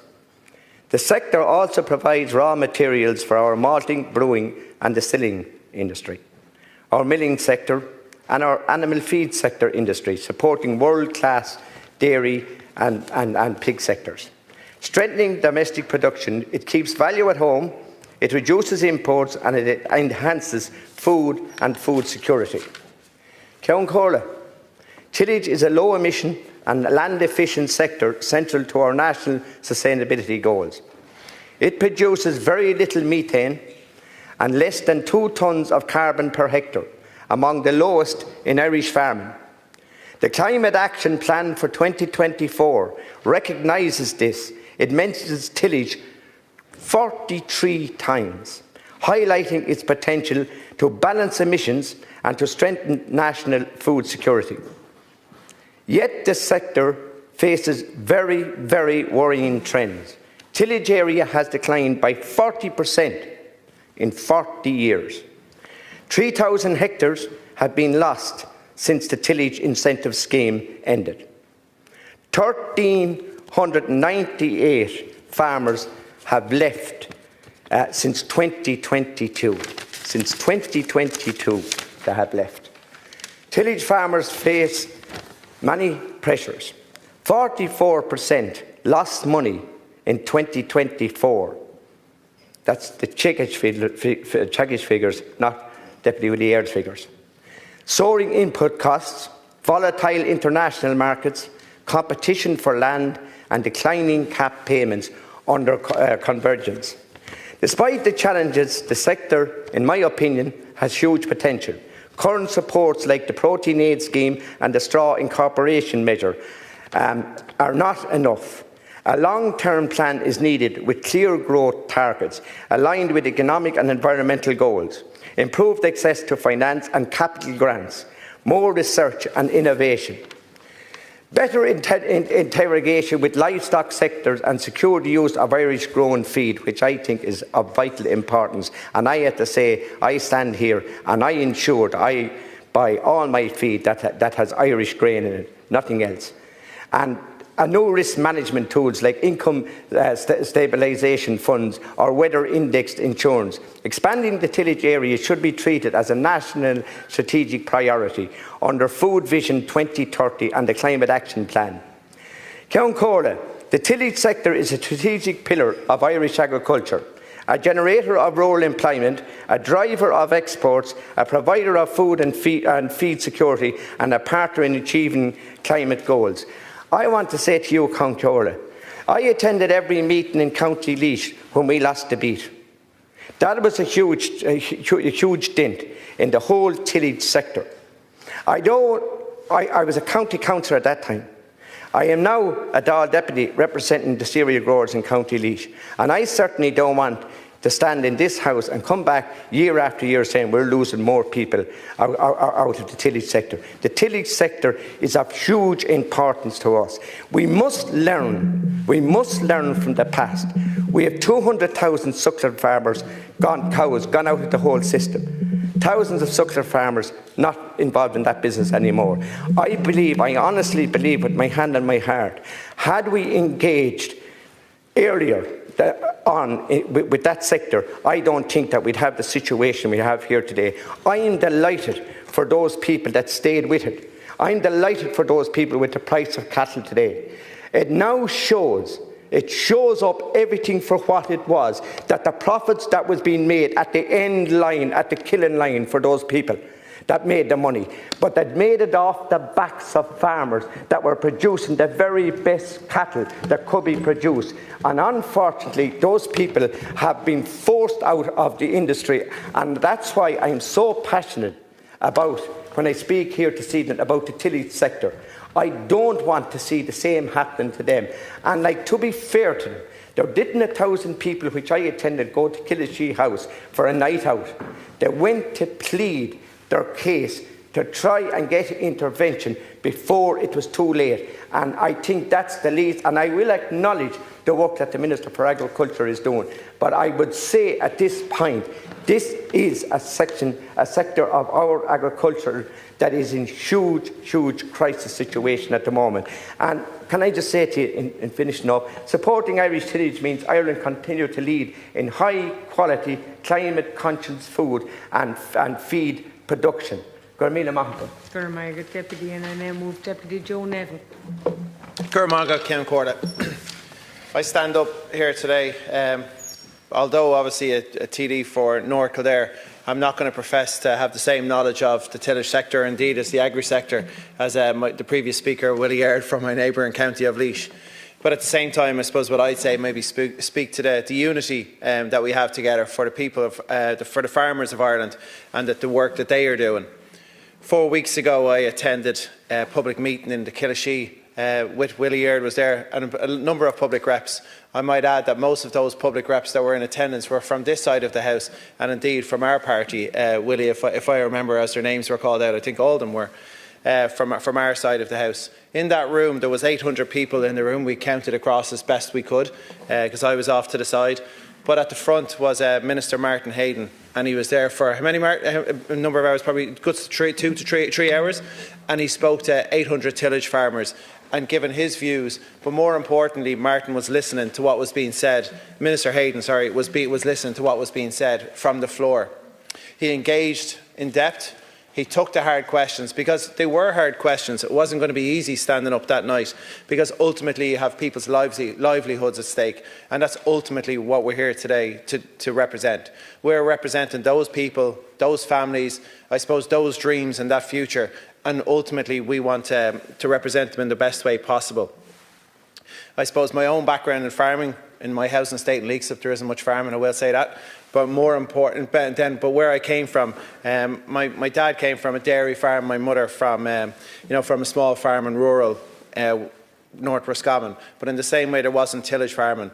But at the same time, every day we benefit and we live off the tillage farmers that are indeed in this country. So we must protect them. I think what was evident that night in the Killashee, in fairness, we would all agree that the awareness was that the costs are increasing. The yields were strong this summer. But more importantly, the prices haven't increased in line with those costs. We all know, we hear the costs, and fundamentally we have to listen to that. And more importantly, it came across to me as someone who wasn't as knowledgeable as all the other people in the room.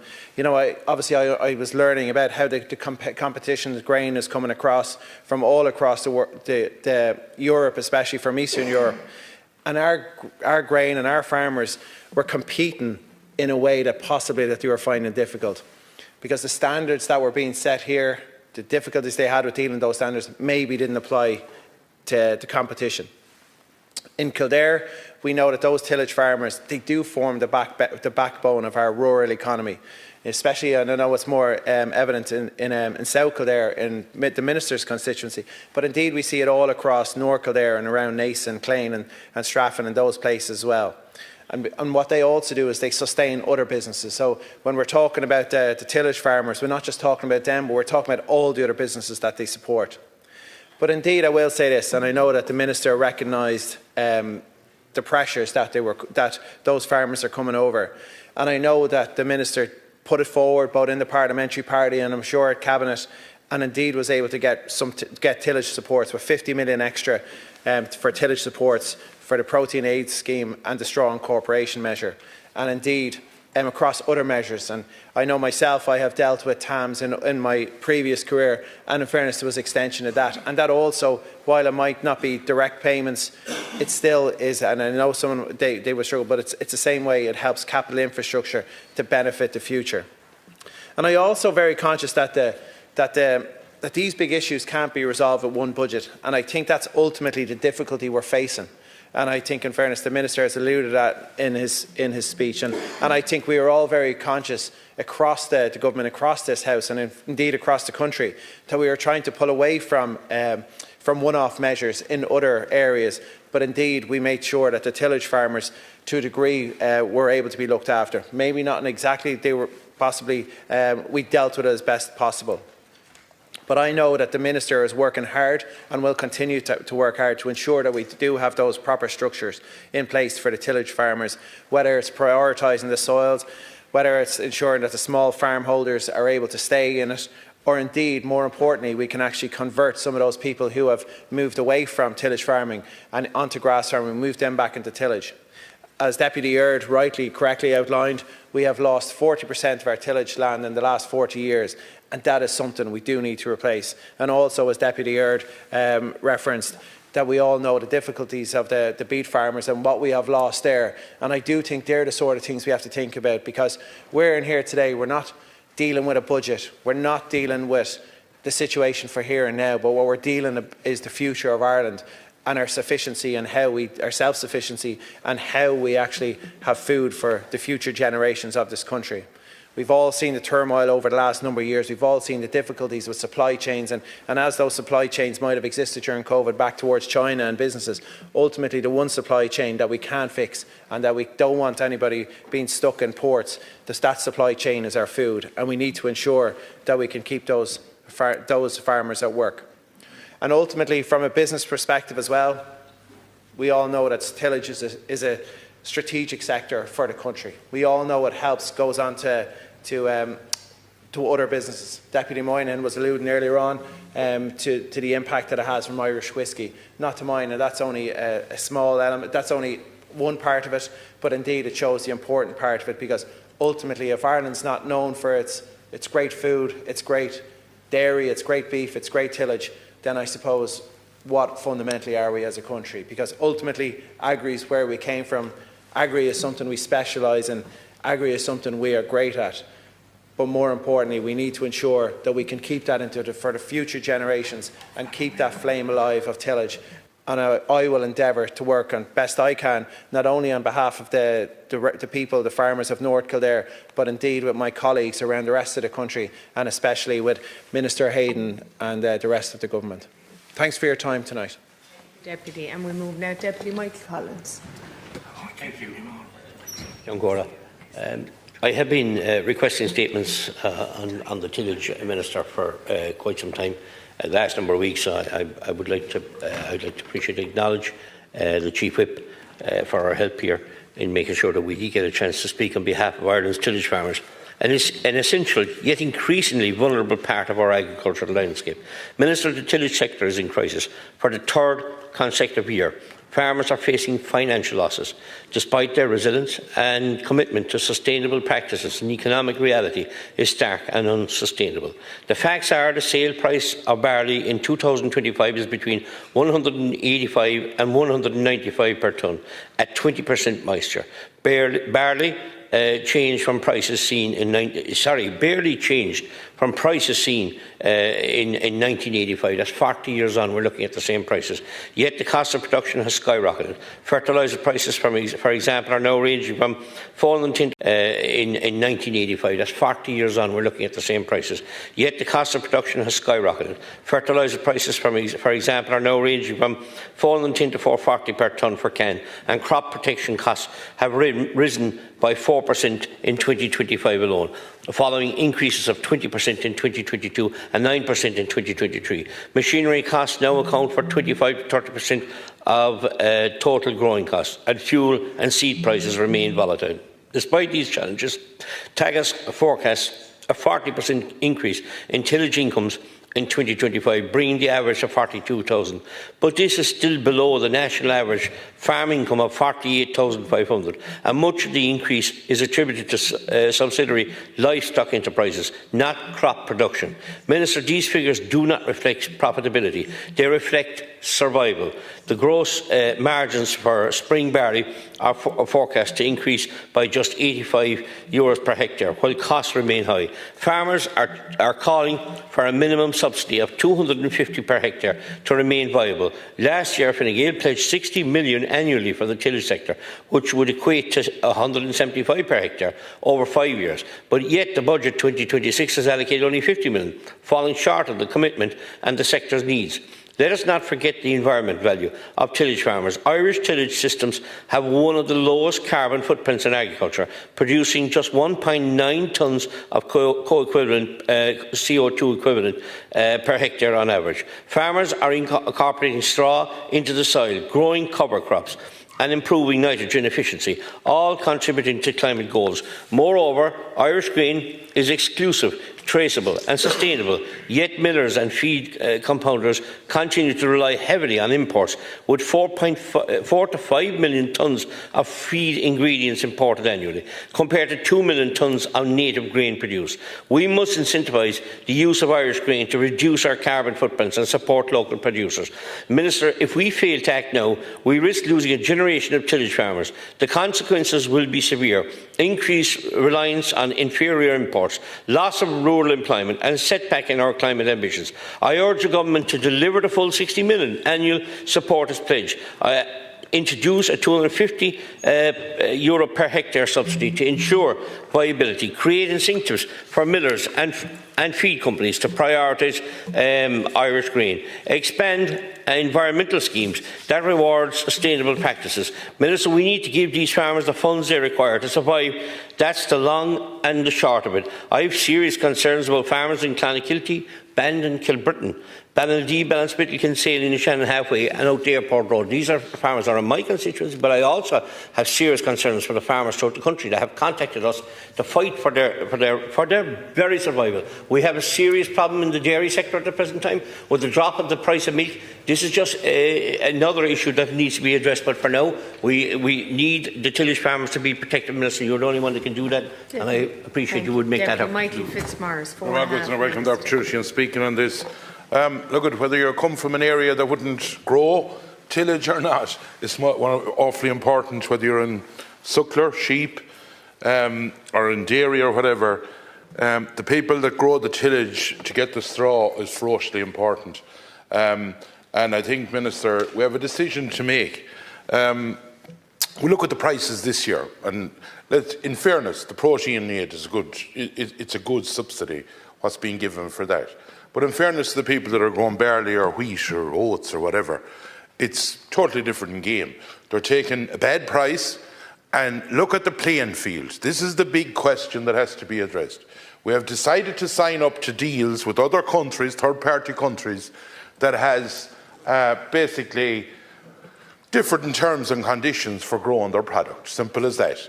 So either we give a level playing field to everyone, where if you look at the other countries, they're able to have genetically modified and use all that crack, and then Europe will take it in. Whereas in Europe, and I believe rightly so, they cannot do that and they have to grow it, but they're at a disadvantage. And we should reward people for doing things right. And in fairness, look at it, the figures will stand, and your own guys have given the figures there. We've lost 40% in 40 years. The facts are that if we don't listen to the tillage sector, if we don't sort the tillage sector, we will end up basically that will get less and less. Because you know, and everyone else knows in here, that the pressure, if you're renting land, the pressure that's on it from be it the dairyman or some other person or for other uses is ferocious at the moment. They didn't make any more land lately as far as I know, so the pressure is on. And who will lose out? It's the most vulnerable sector that will be under pressure. That's what will lose out. And we in this Parliament and a government has to decide, are we going to save that sector? Are we going to actually increase that sector in productivity? If you look at these climate targets that we dream about and what we're going to achieve by 2030, be it in all the different sectors, we look that we're going to increase tillage as if everyone was going to pull out a plough tomorrow. That's not going to happen, but the reality of it is, if we don't give incentives, we ain't going to have them there. And we have to decide, do we want them or do we not? In my opinion, it's ferociously important. As a sector, even in your own area, Minister, it's a huge area. For West of Ireland, trucks goes up to bring down the straw every year. It's ferociously important for the West of Ireland. It's not that the big amount of tillage is grown in the West, but we get that product. And if you listen to the figures, what it's worth, and also the people that grow basically distillers' grain and all that, they need to be looked after as well. And I would call on the drinks companies to step up to the mark on that, because you can keep beating at someone. They'll get out of it after a while, and it's very hard to get somebody back at something. So I would urge you, Minister, like this year, they're going to get the same or maybe a small bit more than what Mr McGonagall announced last year. That's not new money then. They had the same feel for that money last year, but there's no new money coming down the road for them. And if we want to help those people, we've got to set it out. If it's in the next budget, you need to see it, what we're going to do. There's no good for any of us during an election making promises and then not delivering what we're going to say we'll do. We need to make sure that those people are helped out as best as possible. Thank you very much. Deputy Paul Law. Ceann Comhairle, Minister, very much welcome the opportunity to speak here today. And I recently met with the Irish grain growers and the Irish tillage industry, Ireland rather. And I just want to say as well, as Deputy Fitzmaurice mentioned, that the tillage sector is so fundamentally important for every single part of this country, because it is, the beef farmers and the sheep farmers across Mayo, for example, that rely on it for bedding and food stuff, etc. And if we lose this sector, we are going to rely on international markets, and we have seen how volatile they have been over recent years. And that is why I think it is so fundamentally important that we actually protect the tillage sector. And it is really important, Minister, that you fully understand that there is such an unequal playing field in the tillage sector. And it is akin to fielding Mayo in an All-Ireland final with 15 players against Kildare for 10 and telling the spectators that it's an even playing field. And that's what's happening, because we are importing grain outside of the European market that does not have the same level of compliance and standards and so on. And we are selling that then in the same market, and there's no distinction made between Irish grain and international imports.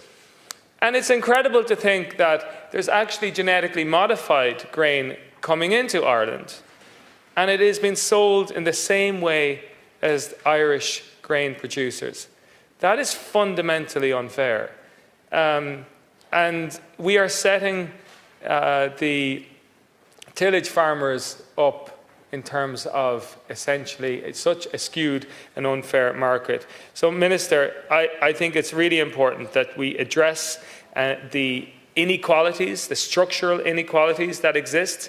And in fact, this is one of the reasons why we have been so opposed to the Mercosur deal, because what's happening in the beef sector is coming down the tracks. Sorry, what's happening in the tillage sector is actually coming down the tracks for the beef sector as well. So, Minister, I would ask you to essentially work to have a differentiation in terms of Irish grain, native grain and imports. Perhaps you could develop a label with Bord Bia, for example. I also think Irish whiskey, for example, is a premium product around the world, and to think that that grain is, or whiskey is produced, Irish whiskey is produced potentially without any native grain is actually pretty incredible. So, Minister, I would ask you to look at that. And I do think as well, Minister, that the entire structure and the European tillage market needs to be examined. And before we sign any more international trade deals, I think it should be a basic requirement that if we are going to import food stuff into the European Union, that it must come with the same levels of standards that we hold Irish farmers to here in this country. And I think unless we do that, we're at nothing when it comes to environmentalism, because the emissions that are produced in Mayo or Kildare or Galway are the same as they are in Brazil. And the CBAM tax is another issue coming down the tracks as well. The fertiliser cost, which is actually going to increase the cost of production for tillage farmers. Deputy Brian Stanley. Thanks, Ceann Comhairle, and I welcome the opportunity to speak on this important issue. And I just want to note that the fact that the two ministers are here. Sometimes we have debates here, and the senior ministers and the Minister for States are not here. And just to note the fact, for most of this debate, there was three ministers here. And while we might disagree on a lot of things, I think it just shows that there's a seriousness, and there needs to be a seriousness in terms of the changes that need to be made here in this sector. The tillage sector does need an uplift. There was a saying, one more cow, one more sow, one more acre under the plough, which some of you are familiar with. But we didn't get the 1 acre under the plough, and we're not getting 1 acre under the plough. And there's an issue of sustainability, and it's not just environmental sustainability, but economic sustainability, and input costs have gone out through the roof. And that's the simple facts in terms of the tillage sector. The decline in numbers has been outlined. the number of full-time tillage farmers in the state is in the region of 4,500. There's a huge decline, ministers, in it, and you know this. And we need to have a seismic shift here. This isn't just about doing nothing at the edges. This needs to be a national mission at this stage to get more land under tillage for economic reasons, for sustainability reasons, and for environmental reasons, and for heading off the huge fines, Count Corley, that are coming at us from Europe in terms of meeting our obligations. Unfortunately, tillage farmers are leaving in droves. The day of farmers having a few acres of beet, a few acres of grain, side by side with cattle or side by side with dairy, is gone. And we need to address this. The viability of the sector is under pressure. I've met with representatives of the tillage sector over recent months, and they have outlined it very strongly to me and individual tillage farmers, and there is no doubt about it, they're under pressure. Milk is going well for now, beef is going well for now, but the tillage sector, the margins just aren't there, and I think that's an honest statement to make in terms of the business of tillage farming has to be economically viable. So we need that huge shift in terms of direction towards horticulture. The horticulture and indeed tillage generally, the horticulture sector is nearly wiped out. And we need to face up to this. We need to face up to this and deal with this. Now, the budget, and any increase is welcome, the 50 million that you announced. But, there's 20 million that will go on ongoing schemes and ongoing commitments, and the 30 remainder is not that much of a change from last year. The government was reported as promising 60 million. That's what IFA figures are saying. And that's certainly needed. The figure of €100 per hectare subsidy is clearly inadequate. And I would appeal to you to look at this again, because what people in the sector are telling me, and have been telling me for a long time, is that it needs more like €100 per acre. That's 220 or 240 per hectare in terms of supports here. And we need greater diversification and to broaden the range of crops as well, and particularly cover crops. And could I just say, in relation to the loss of the beet sector, that's been a huge loss, and not just a financial loss, it's a loss in a lot of other ways as well. Typically in Tillage, when it finished, there was 360 beet growers in the county, and that's just one small county. Those farmers hadn't just a cash crop, but they also had beet pulp in December typically. In January they had beet tops like cattle when there was no feed. So they were able to reduce import, or able to reduce their feed costs, and that's very, very important. Because now what happens, everything has to be bought in. Everything has to be bought in. And that's creating a huge add-on cost for farmers. We have a climate emergency. Farmers to high meat want to play their part in that, but we must allow them to do that. Teagasc have highlighted the very unique position of tillage in terms of reducing our carbon output. That's widely accepted per acre. It's far less now than dairy, for example. And there's the dairy farmers are doing well.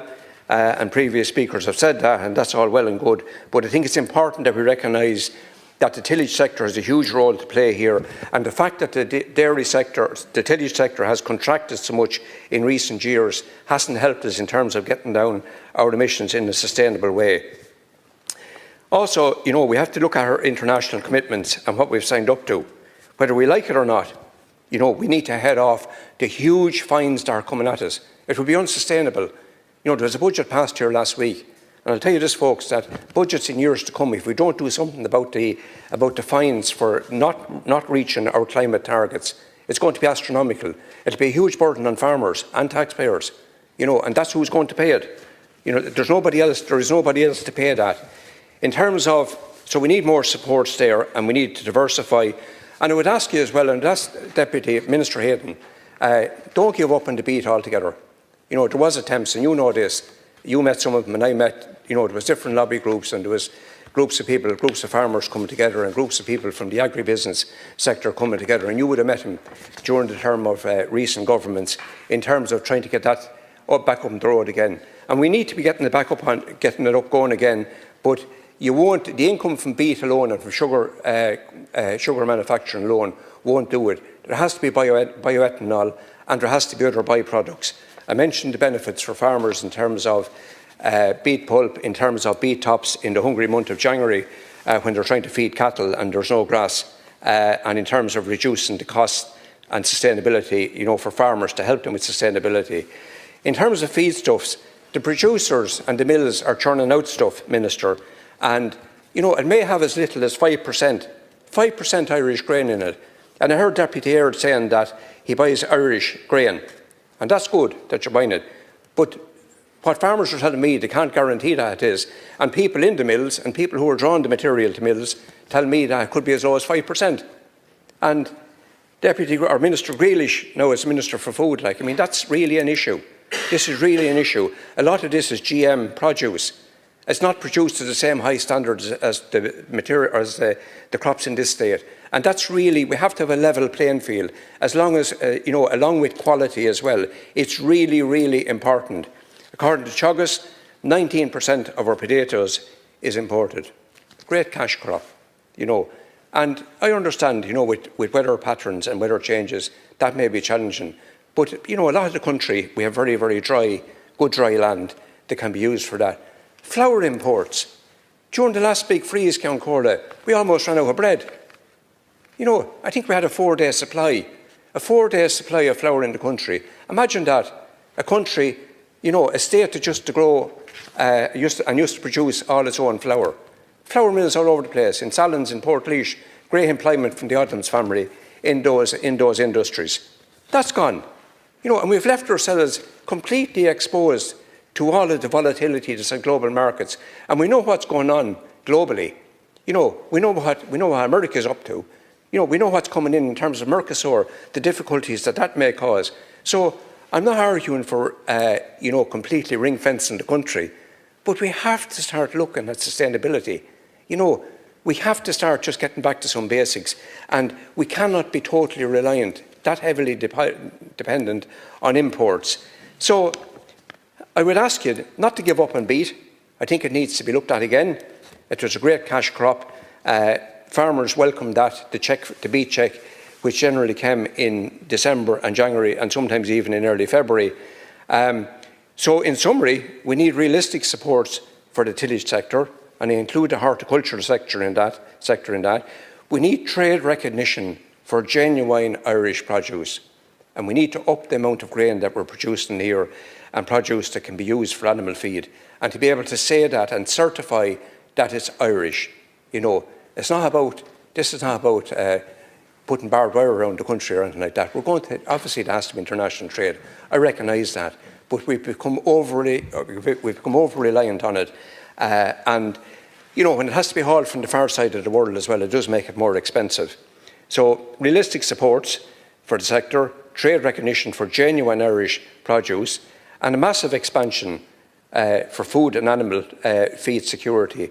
And this will help us reduce our carbon footprint and our carbon output per acre, but also provide cash for farmers. And I can tell you that farmers in Laois, will step up to the plate. The ones I've met, that have stuck with the tillage sector, very, very lean pickings off it. We must help those farmers to stay there. We must grow the number of farmers that are involved in tillage. And I would ask you to, to look at some of these areas again and to give it due recognition. We now move to Deputy Ryan O'Mara. Agus ceann córa tá mé beagnach tain inniu so ní bheidh mé ach cúpla nóméid ag caint. Ministers, thank you both very much for being here this evening for this debate. I'd like to welcome these statements on this very important topic. It is an issue that has been repeatedly raised with me, with constituents, particularly in the lead up to the budget. The tillage sector is a critical part of the agri-food sector, producing high quality animal feed, bedding and ingredients for the food and drink industry. It contributes over 1.3 billion annually to the national economy, despite comprising only 5% of total agricultural area. And obviously we've heard from others here this evening, but I would like to point out too that is seeing 40% reduction over the last 40 years. On taking over the Department of Agriculture, Food and the Marine between 2020 and 2024, Fianna Fáil has worked hard to deliver investment both on the farm and in industry and to provide tangible financial supports for farmers. And I recognise that the current government, and particularly the ministers in front of me, continue that hard work over the last year. The supports include specific supports for the tillage sector, such as the protein aid scheme worth £10.9 million, the strong corporation measure payments of £15.5 million, and the tillage incentive scheme worth £8.5 million in expenditure, and £14.3 million paid to tillage farmers by way of the once-off unharvested crop support scheme. Fianna Fáil wants to see the Irish tillage sector continue to grow and develop, and we really need it to do both of those also. We are acutely aware of the challenges facing the tillage sector and are fully committed to delivering on the huge potential of the tillage sector. And protecting farm family incomes is an absolute priority for Fianna Fáil. It was a priority for me during the general election also. And when it comes to generational renewal, which is something coming to me massively from younger farmers in particular, obviously financial viability around the family farm is crucial, and that is the major challenge that we are seeing for those in tillage at the moment. We want Irish agriculture to be a world leader in terms of innovation, sustainability and value, and we want Irish farmers and their families to thrive.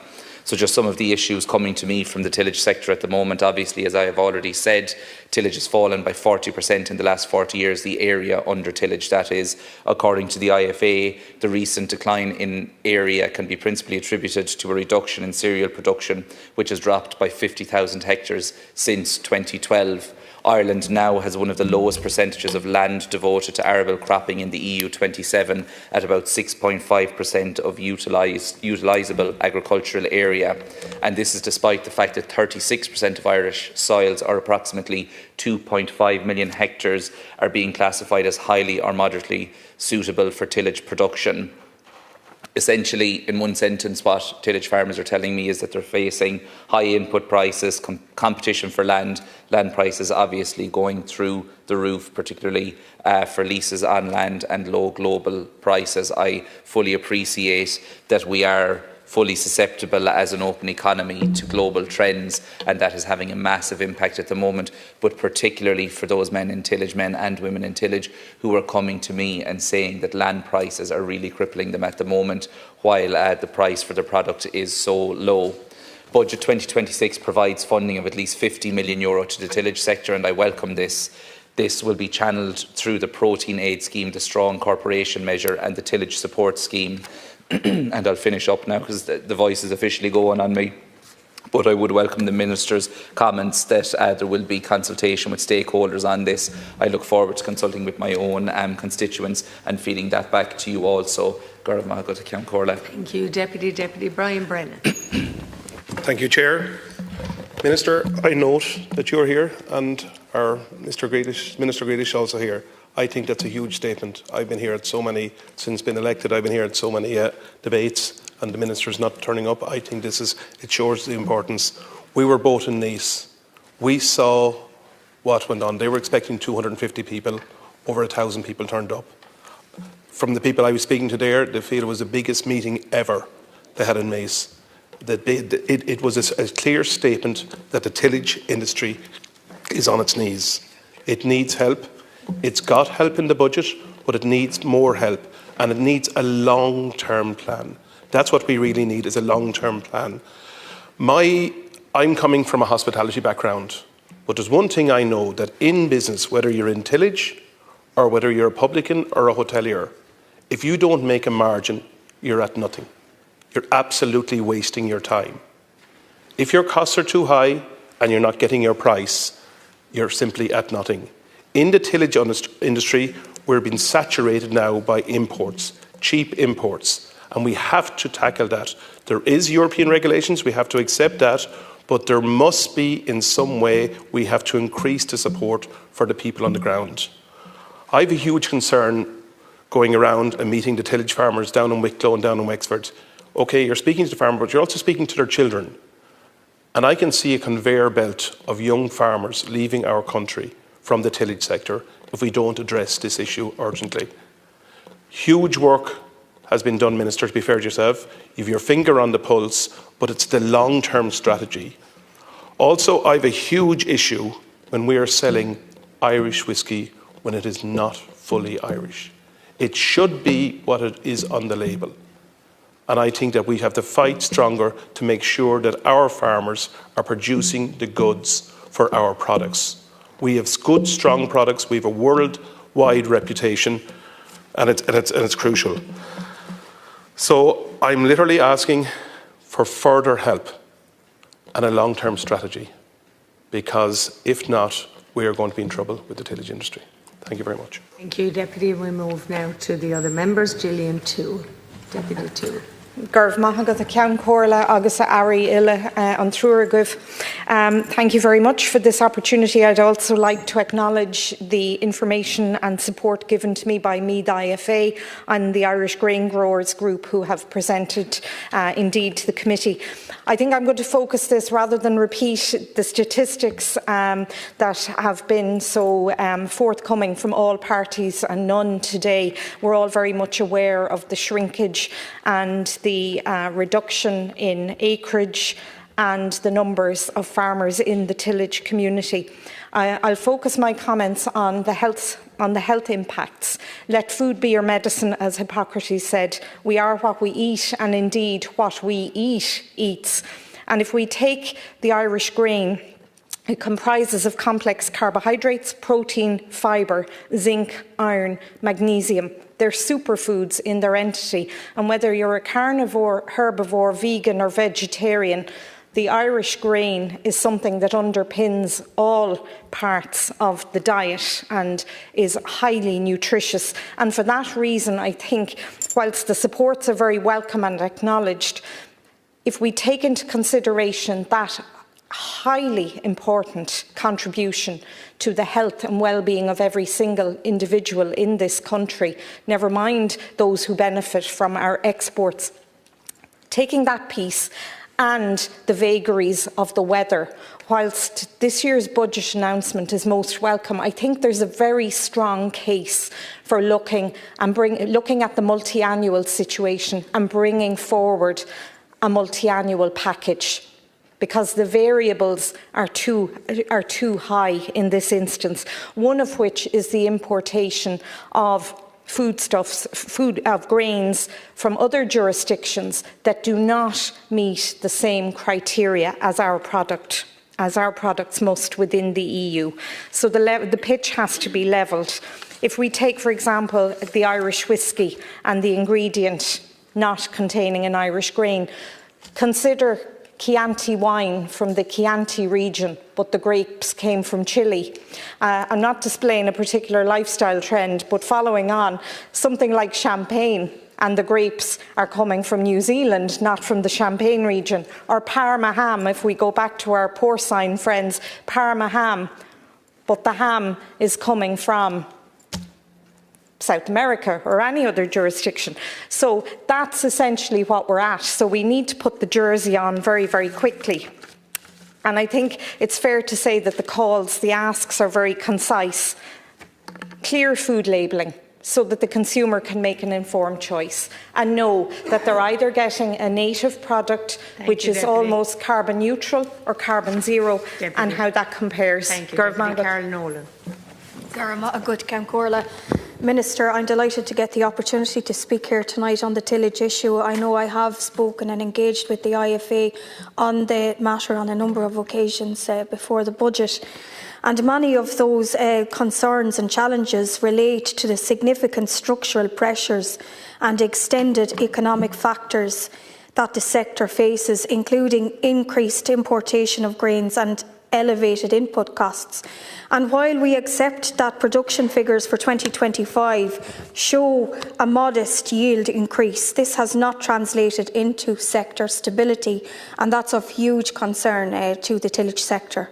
I do accept that government has initiated targeted responses to mitigate those pressures following extensive consultations, including a national crisis meeting convened by the Irish Farmers Association in September, which was alluded to here a number of times, huge attendance, and it goes to show how important this issue is and how worried farmers are about it. And I know, Minister, you engaged directly at that meeting to outline pathways towards viability. And that is something that everyone in this House wants to see achieved. I also understand that the Committee on Agriculture has also examined policy options such as taxation initiatives for low-carbon tillage crops and biodiversity rewards to foster long-term resilience.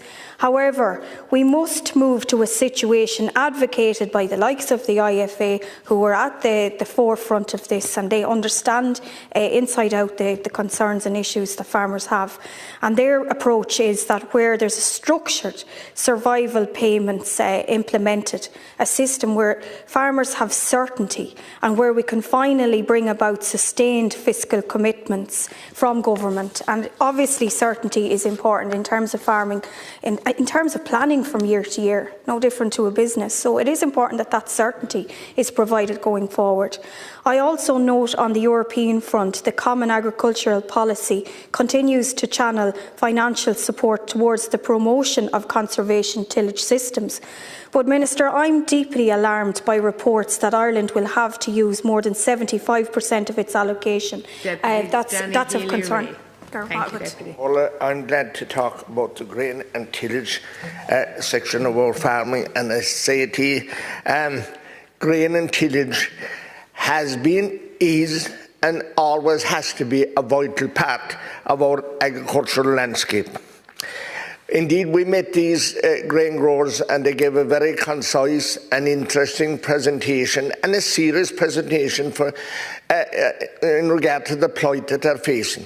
And they told us the amount of farmers that are going out of the business and how many will go out of it if something doesn't happen. I mean, it's not fair that they're, that they're competing, that they don't have a level playing field. And if the grain that's coming in from Europe is not grown in the same methods and the costly methods that we're ensuring our farmers have to work under, we'll have to level the playing pitch on our side and make it easier for them to comply if we can't do it any other way.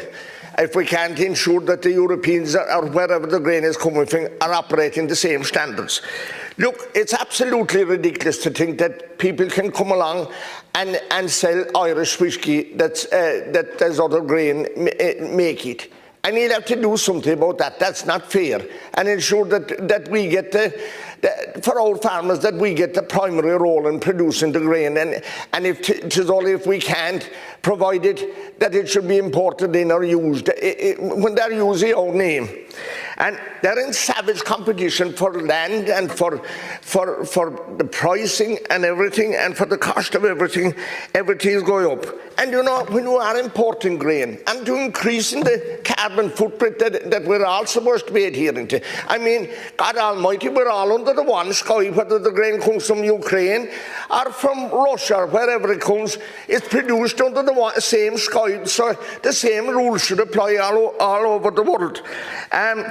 I fear for the North Kerry grain men that are growing grain back over the years in Ardfert and Ballyhoig and Kilmiley and Causeway, all those great men that are tilling back over the years since I was a young fella. My father and myself, we used to go up there for beet and for straw, and it's vital that these people keep going because we need the straw. All I'll say to you, Ceann Comhairle, is there was 332 minutes, 3 hours and 32 minutes, and I said to only get 2 minutes.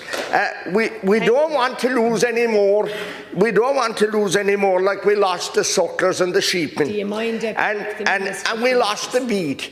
And this is our time here inside today. Hear the ministers of today, and I appreciate you being there listening to us, and I see you listening to everyone that spoke. But this is our time to ensure that we do not lose the tillage men or any more grain men. This is our time, this is your time, and it's your time too, Ceann Comhairle. Thank you, Deputy. Now if I could call on Minister Grealish. Ceann Comhairle, and I want to thank all the members that spoke here today, and we have listened carefully, Minister Hayden, Minister Michael Healy-Rae and I, to what was raised here by both sides of the House, in both opposition and from the government benches. Just for a few minutes, Ceann Comhairle, I'd just like to talk about my role within the Department of Agriculture, Food and the Marine. My role as Minister for State with responsibility for new markets, food promotion, research and development. And I think it's crucially important that I say how important agriculture is to the Irish economy. Over the last I think 6 or 7 years, exports has grown by in excess of 6 or 7 billion euro up to more than 19 billion euro worth of produce was exported in 2024, farm produce around the world. In Ireland, we export 90% of what we produce. We export enough food to feed in excess of 30 million people. And when I was abroad, which was a great honour, Ireland was invited as a guest nation at the G20 recently in Cape Town by South Africa, where all the major world agriculture ministers were there, and we had a lot of bilateral meetings with them. They were very impressed to hear that Ireland exported that amount of produce of what they produce, and that's a credit to all the farmers and the processors, and in particularly to Board BIA, which I have to acknowledge the tremendous work that they do. They have 14 offices around the world. They're full-time sourcing new markets and looking after the customers that we actually have, which is crucially important also as well, is to give a service to the customers that we supply our produce to. I was in Anuga, Germany there recently at the World Trade Show, where I had a number of meetings with a lot of the major suppliers to supermarkets and a lot of supermarket owners. And the one thing that they kept bringing up about the Irish produce was the quality of the product that we sell into their shops. They were highly complimentary of the products that we sell, and a lot of that has to go down to the farmers. And one thing, it was raised here this evening about farm succession. And at the G20 in Cape Town, there was in excess of 2 hours devoted to that, about farm succession. It's not just a problem in Ireland, it's not just a problem in Europe, it's a problem worldwide. It's an issue that has to be addressed, and I know that Minister Hayden has spoken to the Commissioner about that, and I think it's going to be an important issue in the European Commission as well, on getting young people into farming. Recently, I think a study was launched by Dr. Martina Roach of Maynooth University, I think it was on the 7th of March of this year, which said there's only 13.4% of women in agriculture. I opened a conference recently in Maynooth and on promoting to get women into farming. There was in excess of 100 women at that conference, and you should see the enthusiasm that they had, listening to them talking about the role that they play now in farming. And I think it's important trying to get new people, young people, but I think it's crucially important also to get women involved in agriculture. In my role as in the research and development end of it, which I have to say I thoroughly enjoy, I visited the UCD Lions Farm recently in Selbridge, which is in conjunction with Anchagas and my department. They give a lot of money towards it, and as I said, the UCD University, and to see the products and the studies and the research that they are doing there, particularly with the grass, to try and reduce the emission out of the animals, and the food produce that they give to the animals, and also to the medicines that they give to the animals there. And a lot of the programmes are done from when the calf is born to when that animal is actually slaughtered, and there's different food produce given to them, there's different type grass, and they're able to do the research on that, and a lot of good reports are coming out on that now. And I say to the agricultural spokesperson and the benches opposite, they should go and visit it. I tell you, I really enjoyed it. Have you gone to? Well, I'm delighted to hear that, Michael, and also Moore Park. That's right, and Moore Park. I hope you visited Moore Park in Cork as well. I have to say I'm very impressed. To say that the government are not trying to support the tillage industry, I have to compliment Minister Hayden that went to the meeting in Killashee Hotel recently, where over 1,000 people attended that. I think it was very important that the Minister was there, and it just shows how seriously that he takes this, that he turned up at that meeting for over 3 hours to listen to the farmers, listen to the concerns that they have regarding tillage. And I think he has to be complimented, and I was delighted to hear a lot of speakers within the House did compliment Minister Hayden on going there and listen at first hand to see that the concerns that they have, the information that he brought from that, I'm sure, is invaluable, and it will be worked on within the department. Cancorla, the discussions has once again underlined, this discussion has again underlined how central the tillage sector is to Irish agriculture, to our food security, our food supply, our climate ambitions and the sustainability of our rural economy. I will state again, as I know Minister Hayden did earlier, the tillage sector is an integral part of the Irish farming, highlighted by the 1.9 billion per annum contribution it makes to the Irish economy and the 11,000 full-time equivalent jobs it supports. This government's ambition is clear. We want to see the tillage sector not only recover from the recent challenges but grow and thrive in the years ahead. The past few years have been particularly difficult with adverse weather, volatile markets and increased costs. The Government has responded decisively to these challenges through targeted supports. We have delivered significant additional funding in recent years to both stabilise and encourage growth in the sector. As outlined earlier, Budget 2026 provides a support package of at least 50 million through the Protein Aid Scheme, the Straw Incorporation Measure and the Tillage Support Scheme. Consultation with stakeholders on the design and operation of this tillage support scheme will begin in due course. This will help support tillage farm incomes given this year's severe market and provide a strong base to protect the future of tillage farming in Ireland. In addition, there will be a targeted reopening of the organic farming scheme to farmers in the tillage sector. At the same time, we are looking ahead. Cancorla, the Food Vision Tillage Group, which our department established, continues to work with stakeholders across industry to develop a long-term roadmap for a resilient and profitable tillage sector, creating new added value opportunities. Its work is central to shaping policies that strengthen competitiveness and improve environmental performance.